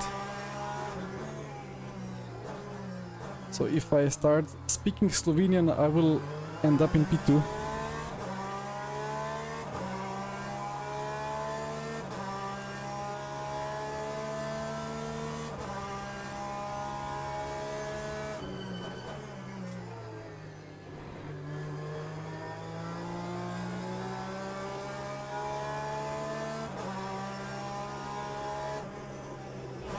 Wait, the S is not correct one.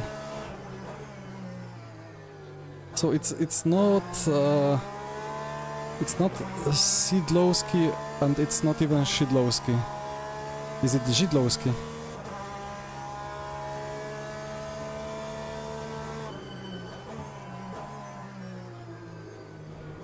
Finally a good last corner.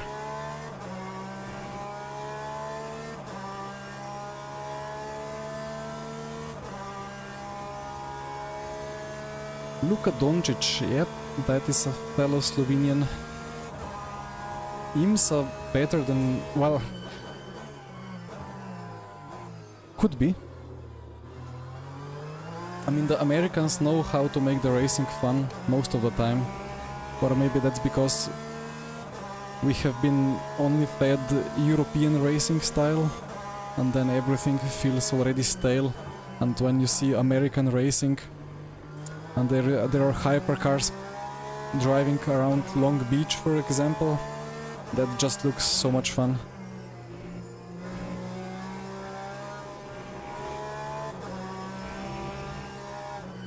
And then we have, I don't know, another European race with GT3s at Spa. I mean, Spa is one of the best tracks in the world, objectively speaking. But still,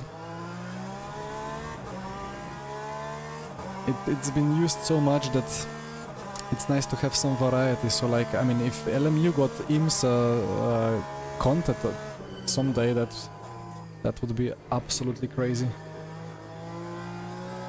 If IMSA ever agrees on that, because they have their stuff in iRacing now.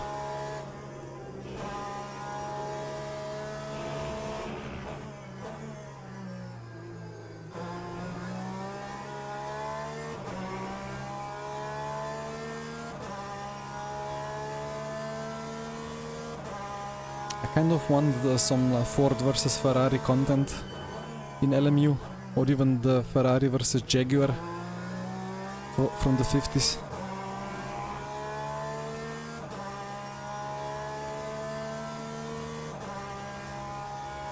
Finally pulling away a little bit from our Polish friend.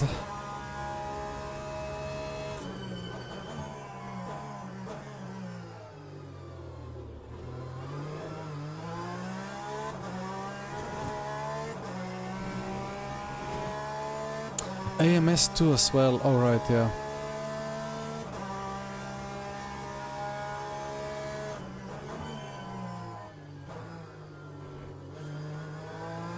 And yeah, I mean,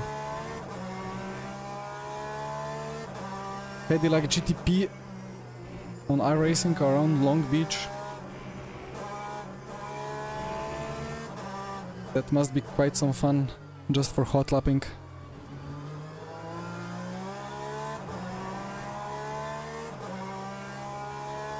I mean,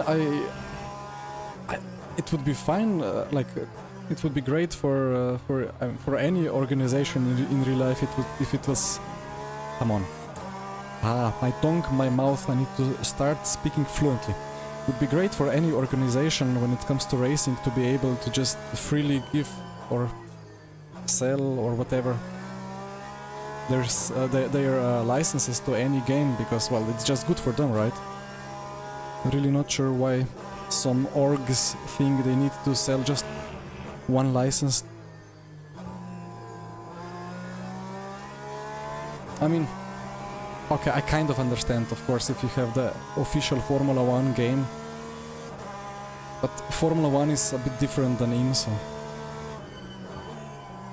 IMSA is like one of the series, but Formula 1 is the one.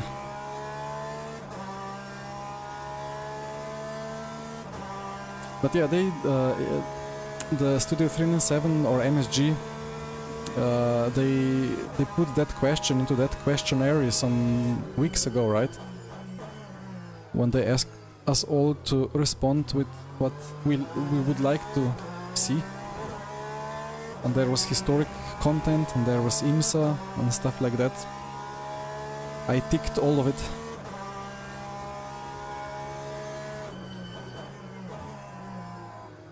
Actually, I didn't tick the LMP ones or the 90s stuff.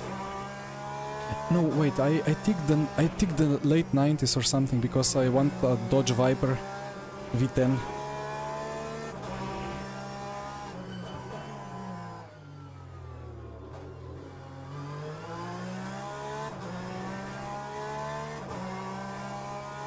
Ah, hi Lunatic Vin.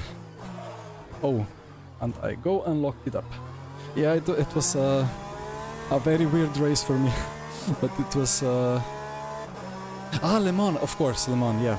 I mean, that one was weird for me as well, starting from P7,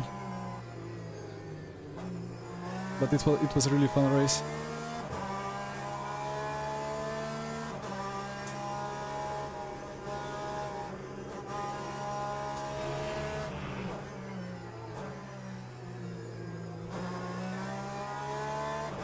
At some point I need to accept that I'm just not gonna be able to read all the comments. At the moment I feel like my CPU, my dear 12600K, trying to produce usable enough of frame rate or frames per second, and it's struggling to do so.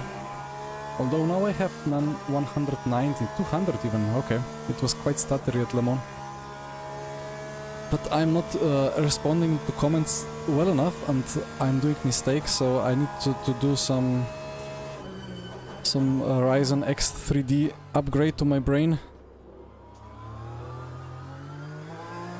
or upgrade my brain with a better scheduler or something.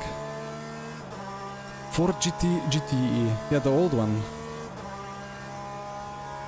from the 60s and 70s.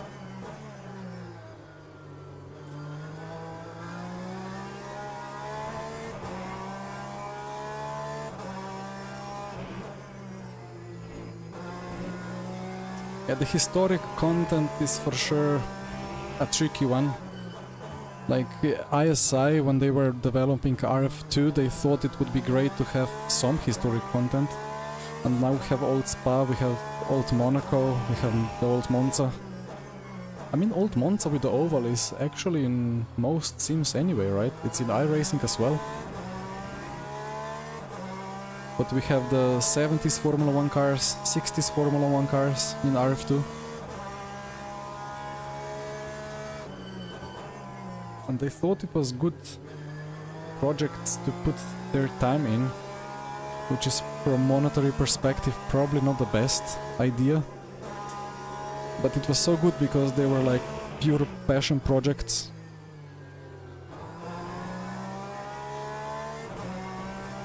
And I keep dreaming, like, I don't know, if I was ever discovering some infinite money glitch, I would just have people work on some sim game. I mean, I say that now, I don't know how I would think if I had too much money, but I would have people develop like random historic content, and it would be so good.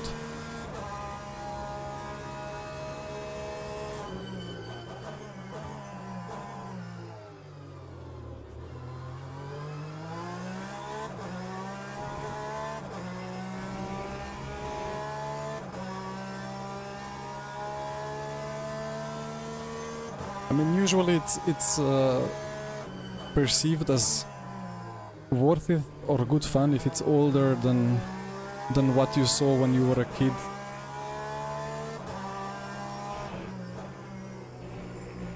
Or maybe what was in the games that you played as you were a kid.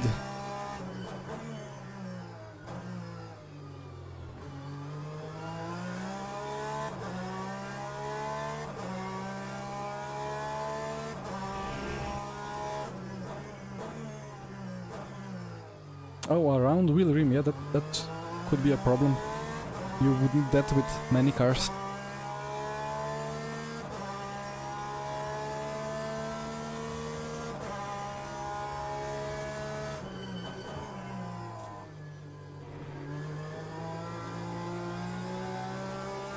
I wonder how to make historics more popular anyway. Like in real life it's something else because, well, rich people buy old cars and race them because it's just a very unique experience. But then if you have at home like a top-end simulator, it's quite unlikely that you will get some old cars and drive them. Although, you know, I invited you guys in that post on my YouTube to my 1k sub celebration race. And you guys preferred the Monza with historic F1 cars. But maybe it was just because the other two options were even worse, but I think all of them would be quite good fun.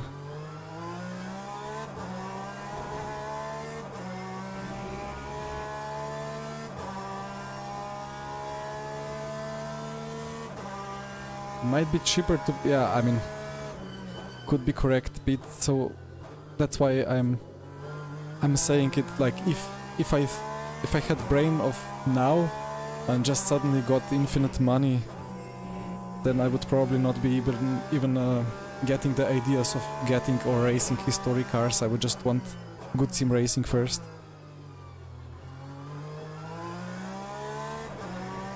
But the issue is that in real life you just cannot have like a proper racing. I mean, you have some good wood style races when people actually push those old cars to the limits as much as they allow themselves, or as how much they think the cars can take without braking. But they still push them and they even break the cars and so on. But what you cannot do in real life is race around Old Spa. You can race everything from modern cars on modern tracks, in semi-racing and in real life, but you cannot race Old Monaco or Old Spa.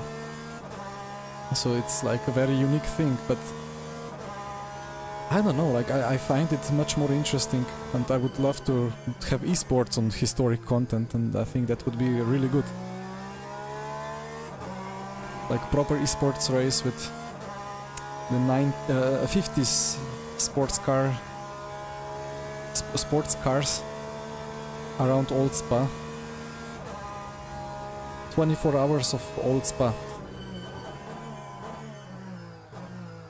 With 50k prize pool.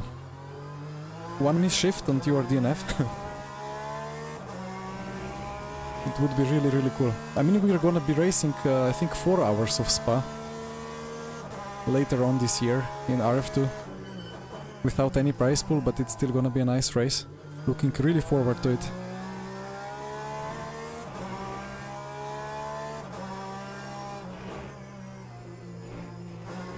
Well, I mean, if you have leagues and races, like organized events with old cars, it's kind of nice. I mean, for RF2 there is this HRSC community with Nicolas Hillebrand and others running that Targa Florio event. It happened like 2 times already now. And there is quite some grid, I mean, it's not empty. There were like 30-40 cars, I think, even. And that's within RF2 community, so... I mean, you cannot really run a game or a studio by selling 40 copies of a DLC, of course, but...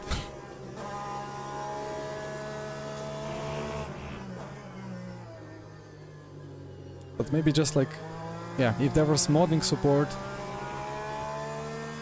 there would surely be enthusiastic people making some historic mods, and then maybe Studio 397 would be just able to quickly look at them, do 2-3 fast fixes within one day, and off it goes.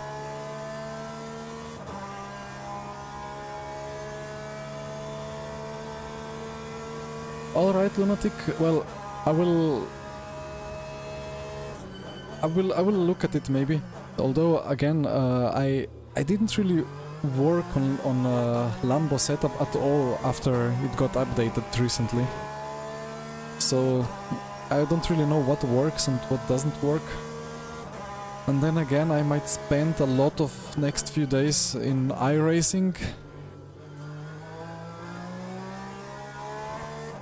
So I cannot promise anything, but maybe I will have some time to look at it.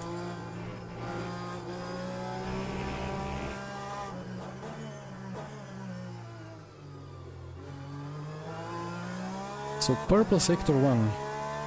What if I try to go for some good leaderboard lap?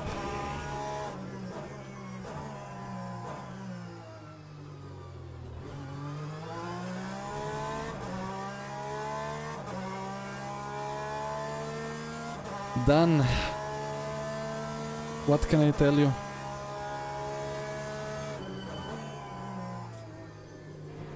When Le Mans Virtual.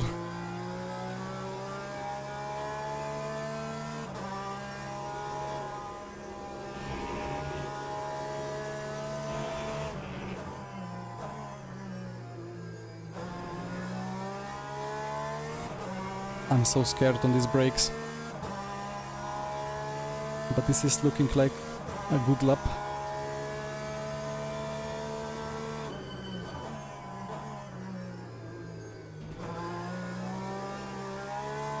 A bit of a slide, but it's gonna be a purple sector 3 as well, I believe. As we cross the line on the pit limiter with 57.9. And we have 5 more minutes to register. Oh, I was able to escape without stopping. Is that normal? Anyway. I wanted to look at that pink Porsche. Where did he come from? Giovanni. That's the move.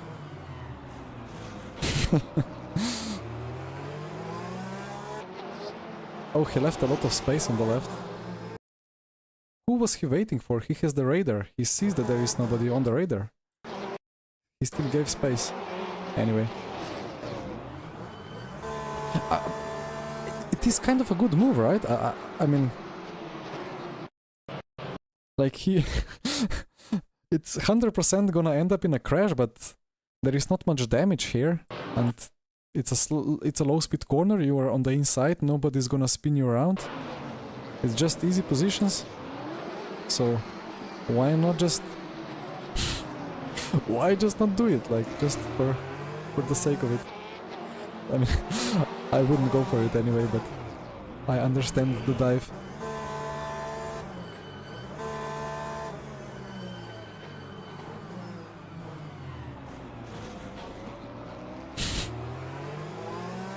Either way,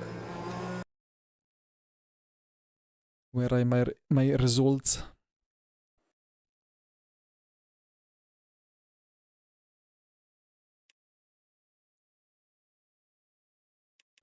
Casual win, you'd be freaking out. Well, I mean, I guess that's part of the psychology of the progressive needs and expectations.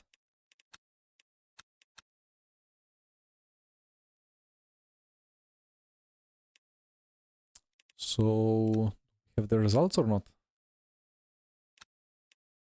We have.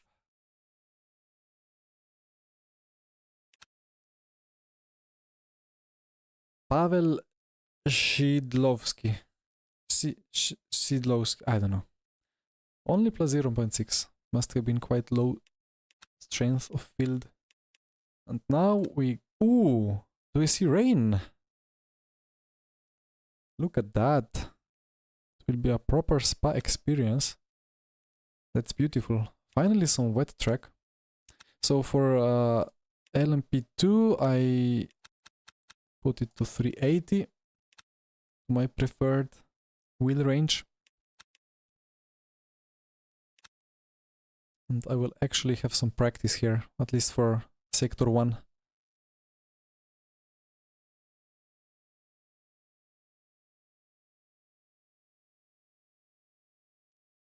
Yeah, and the first was first try Szydlowski or was it Szydlowski?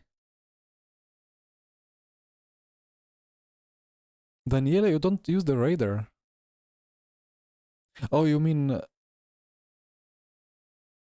No, what did I want to say? Like, I never used the radar app or anything, any add-on in RF2 or anything, but here in LMU I just figured out that it's really good and very useful.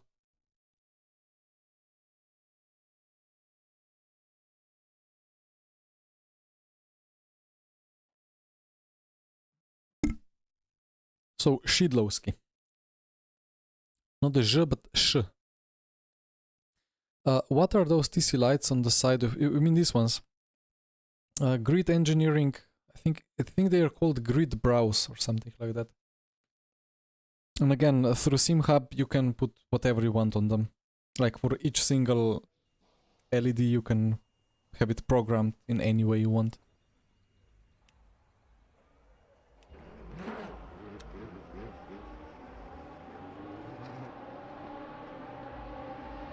I don't trust my eyeballs.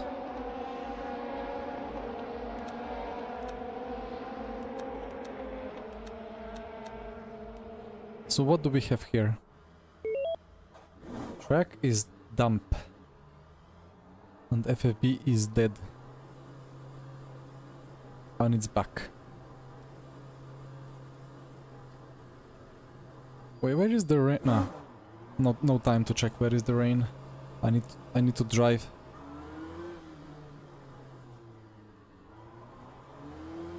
Oh, that's gonna be a fun one. I think it's set to drizzle for the whole time.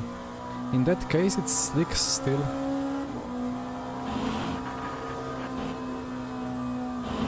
Oh, that's easy flat. No, through Eau Rouge.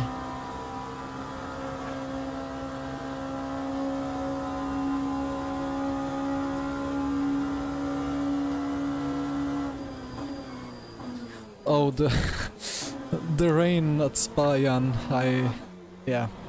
I left, well, for reference, we are talking about the actual 24 hours of Spa. When we were there, both Jan and I, well, I was there with Rafa, Jan was there with his team. Or, well, running that Fanatec tent. And I left the race, I was going back home on Sunday, so I just left on Saturday evening because I checked where the rain was gonna come and I realized, well, now it's time to go so I don't get soaked in the 10 to 15 minutes walk to where my car was parked.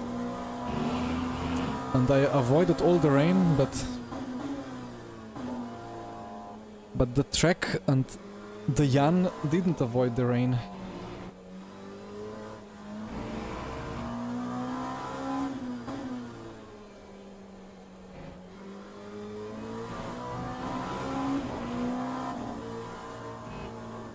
Well, time to park it and go to the official server.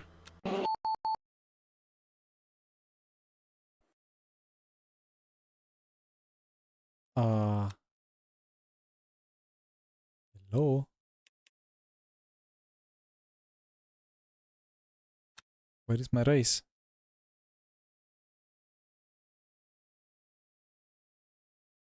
I did click register, didn't I? I click register?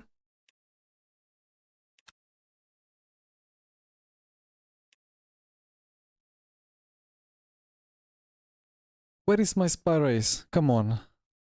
Is that a bug or did I... Can somebody just scroll back when I was selecting the car?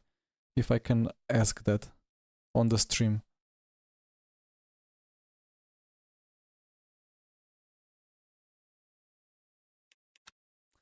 I am confused. I mean, I was not paying full attention. Let me just relaunch it, but felt like I was... I saw the car list. I didn't register. But I had the car... I went straight to practice. Oh dear.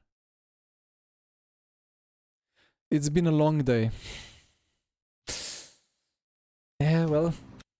Then I guess no rain race at Spa. I went straight... Well, thank you guys for double checking. So at least it's not a bug. Well, you know, it's better than that it was my problem than it being a bug. If it was a bug, that would be a pretty bad bug.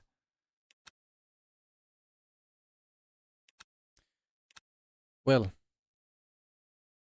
what do we do now? Oh no. I remember I was driving with Jesper once and then he forgot to register and then he just had to sit out the whole race, but that was going to be my last one. But to be honest, I would not be too much against going to bed a bit earlier because it was really a long day. Wasn't at home much.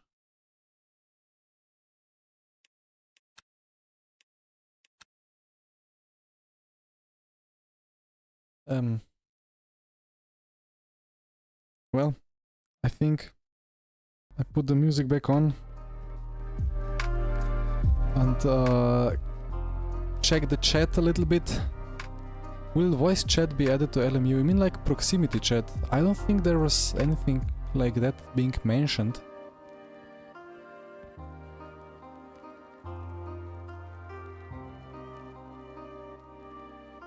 My brain is completely fried. Like I thought I registered, just didn't click on it.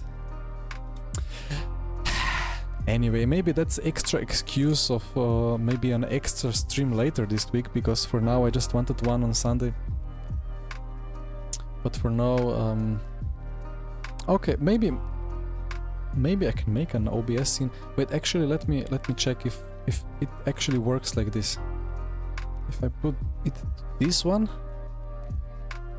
and then where are you? I2Exe. It's just black, isn't it?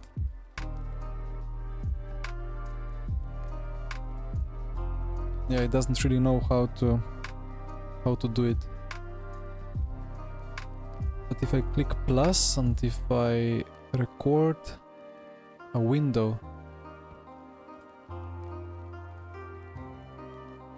Motec i2. Ah.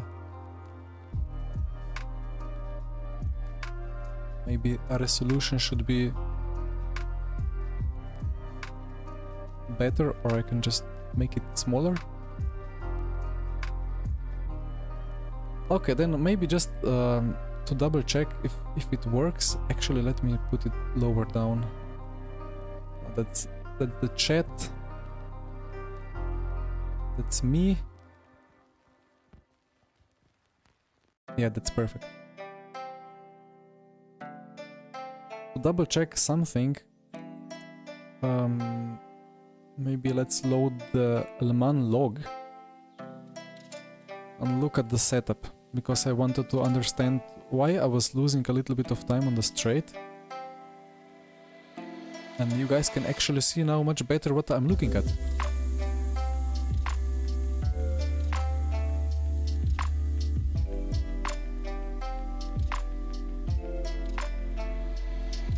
Is there an LMDH that I main? Not really. So I drove like the Cadillac for quite some time, mostly. Before that I drove, well, I think mostly Porsche and Ferrari. And then I switched to the Peugeot. And now for the special events, lately I've been driving the BMW. Although now at COTA, like it's gonna be 2-hour event, 2-hour weekly event on Sunday, and I've driven a BMW at COTA already, so I might take a different car this time. Pro streamer in the making. Well, give me a couple of years and I'll be a pro streamer maybe. I'm trying. Anyway, so this is Lemon, and always remember imaginary 25mm line. At 25mm it starts bottoming, at like 20 it fully bottoms. So we actually see on the straight there is like huge rake. So the guy behind me gained a lot of time here on the straight and in the chicanes, and I think he just had optimized ride heights. But then in the Porsche curves, let's look at the filtered trace. Yeah, that's the filtered. It's so bouncy, look at that, like even the filtered one is very up and downy. But that's a lot of rake, and that means a lot of downforce, even though it's quite high up in the air. And let's see if there is any pecker riding. No, it's so high up that it never hits the bump stops. If there were bump stops being hit, it would be like a sharp, almost vertical slope in the end. Hi Yuri. Yuri, how to be fast in iRacing, can I ask you? Do you have one quick tip how to get fast in iRacing? How do I calculate the filtered one? It's basically a math channel, I think. I mean, what you can do is also just click in Motec, like right click, like there is like a square box at the right height, at the front right height. Right click, active channel, filter, and then you can put whatever smoothing, like by samples or by whatever. I think it goes till 99, yeah, then you click OK, and you have a very smooth line instantly. But you kind of don't want that too much, because sometimes, like here, like you see how much it's bottoming. Like if I remove the filter now, where was it? Active channel, filter, this goes to 0. Well, it's not that bad for the front, but for the rear, yeah, like these bottoms here, if you wanted to really have good, I mean, like optimized straight line speed, you would look into adding some packers here to prevent those bumpies here. Enter corner slower and put all the load on the rear end rather than ever leaning on the fronts. Well, that's basically every sim racing game ever. That's the same as RF2 on the new tires, that's the same as ACC. Put anything on the front and you're dead. But alright, well, I guess that's a solid tip. You can see the menus since you're using Windows Capture instead of desktop. Ah! Oh no! And I was trying to explain to you, well, I mean, it was just like, yeah, I see now. It's just a right click and then it's quite like, if you know what to click, you will find. What kind of scene should I then do for this? This is kind of difficult. Because I don't want to just share the whole screen. It would have to be part of a screen and then I would need to know where to put my Motec window in. But I will figure something out.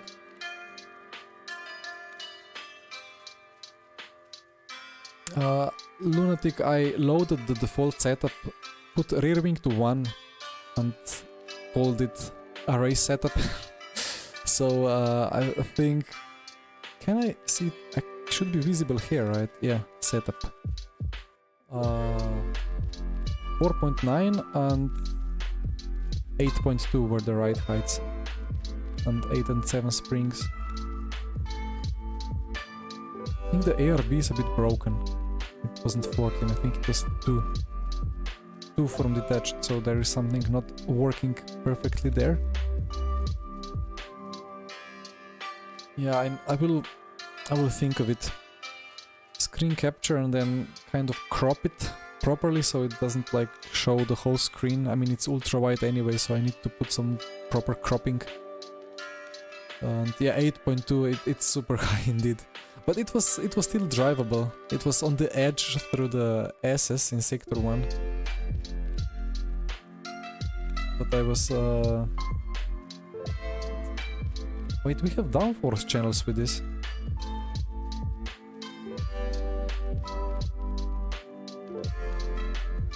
Some cars just have... Wait.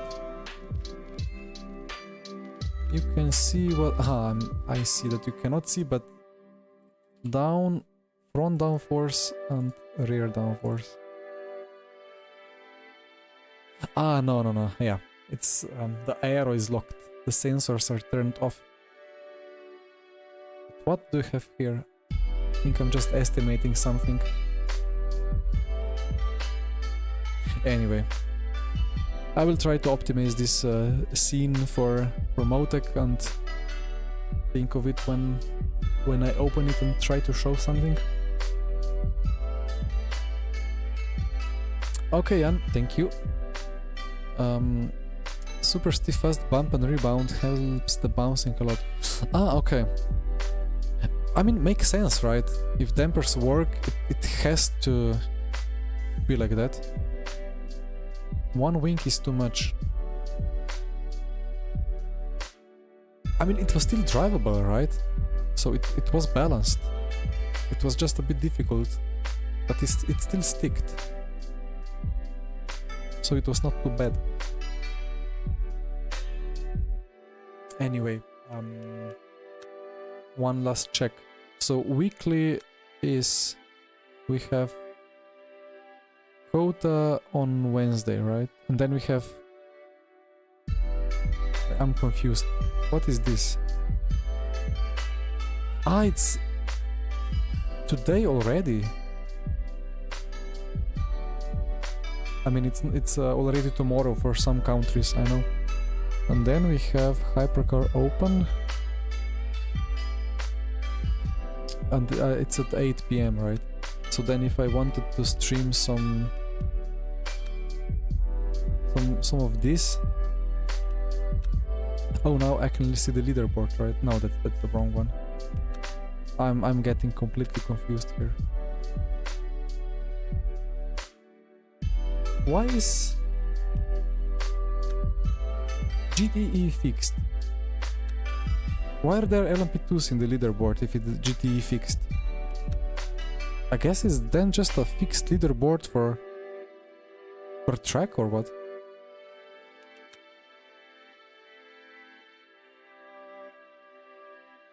Something is not right here.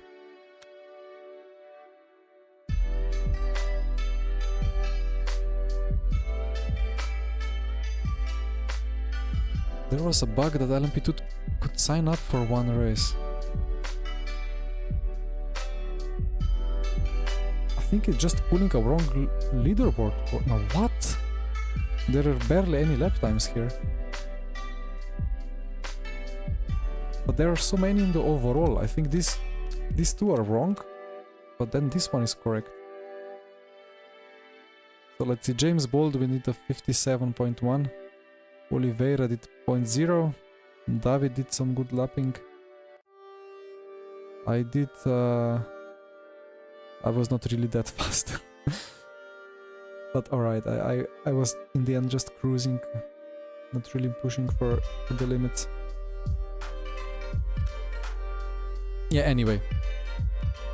I wanted to do that wet spa, although I think it would just be a normal race with a lot less grip because of the rain.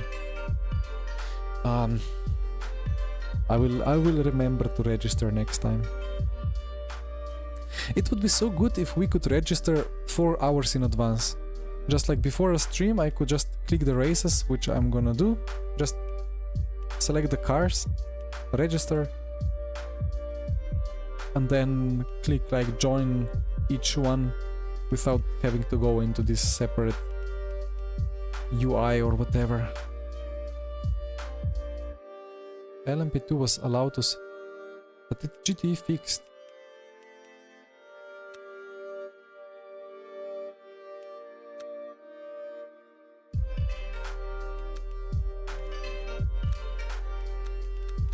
You say that it was possible to select LMP2 here. I don't know. Yeah. Moist Spa is a blast. Yeah, I know it would be quite fun. Quite a fun race. Yeah, let's see if the timing is correct. I might do it next time. So we have beginner 1915. That's perfect. I can do 1915 moist spa fixed, and then at 20:00 I go to weekly race on Sunday. Or if I do the Thursday Le Mans race, I could do that before that as well. Let's see how the week turns. Dan fixed it immediately after one race. Ah, alright. LFM was quite nice, yeah. I did some LFMing some time ago in RF2. Well, what can I say? I think I'll just call it an evening here. I mean, it's been 3 kind of fun races. The last one would be even more fun, but it's getting late anyway. So thank you guys so much for all the chat. I'm sorry if I missed some messages. I just needed to focus not to spin out again like in the first race. But yeah, thank you a lot for the likes, for watching with me. Hi Andy. I see. So it's like you guys just put the wrong RF mod together, right? It's still using the RFM, I suppose. Anyway, I will not try to start a new conversation. So yeah, till next time, have a good rest of the day, good evening, good night, bye bye.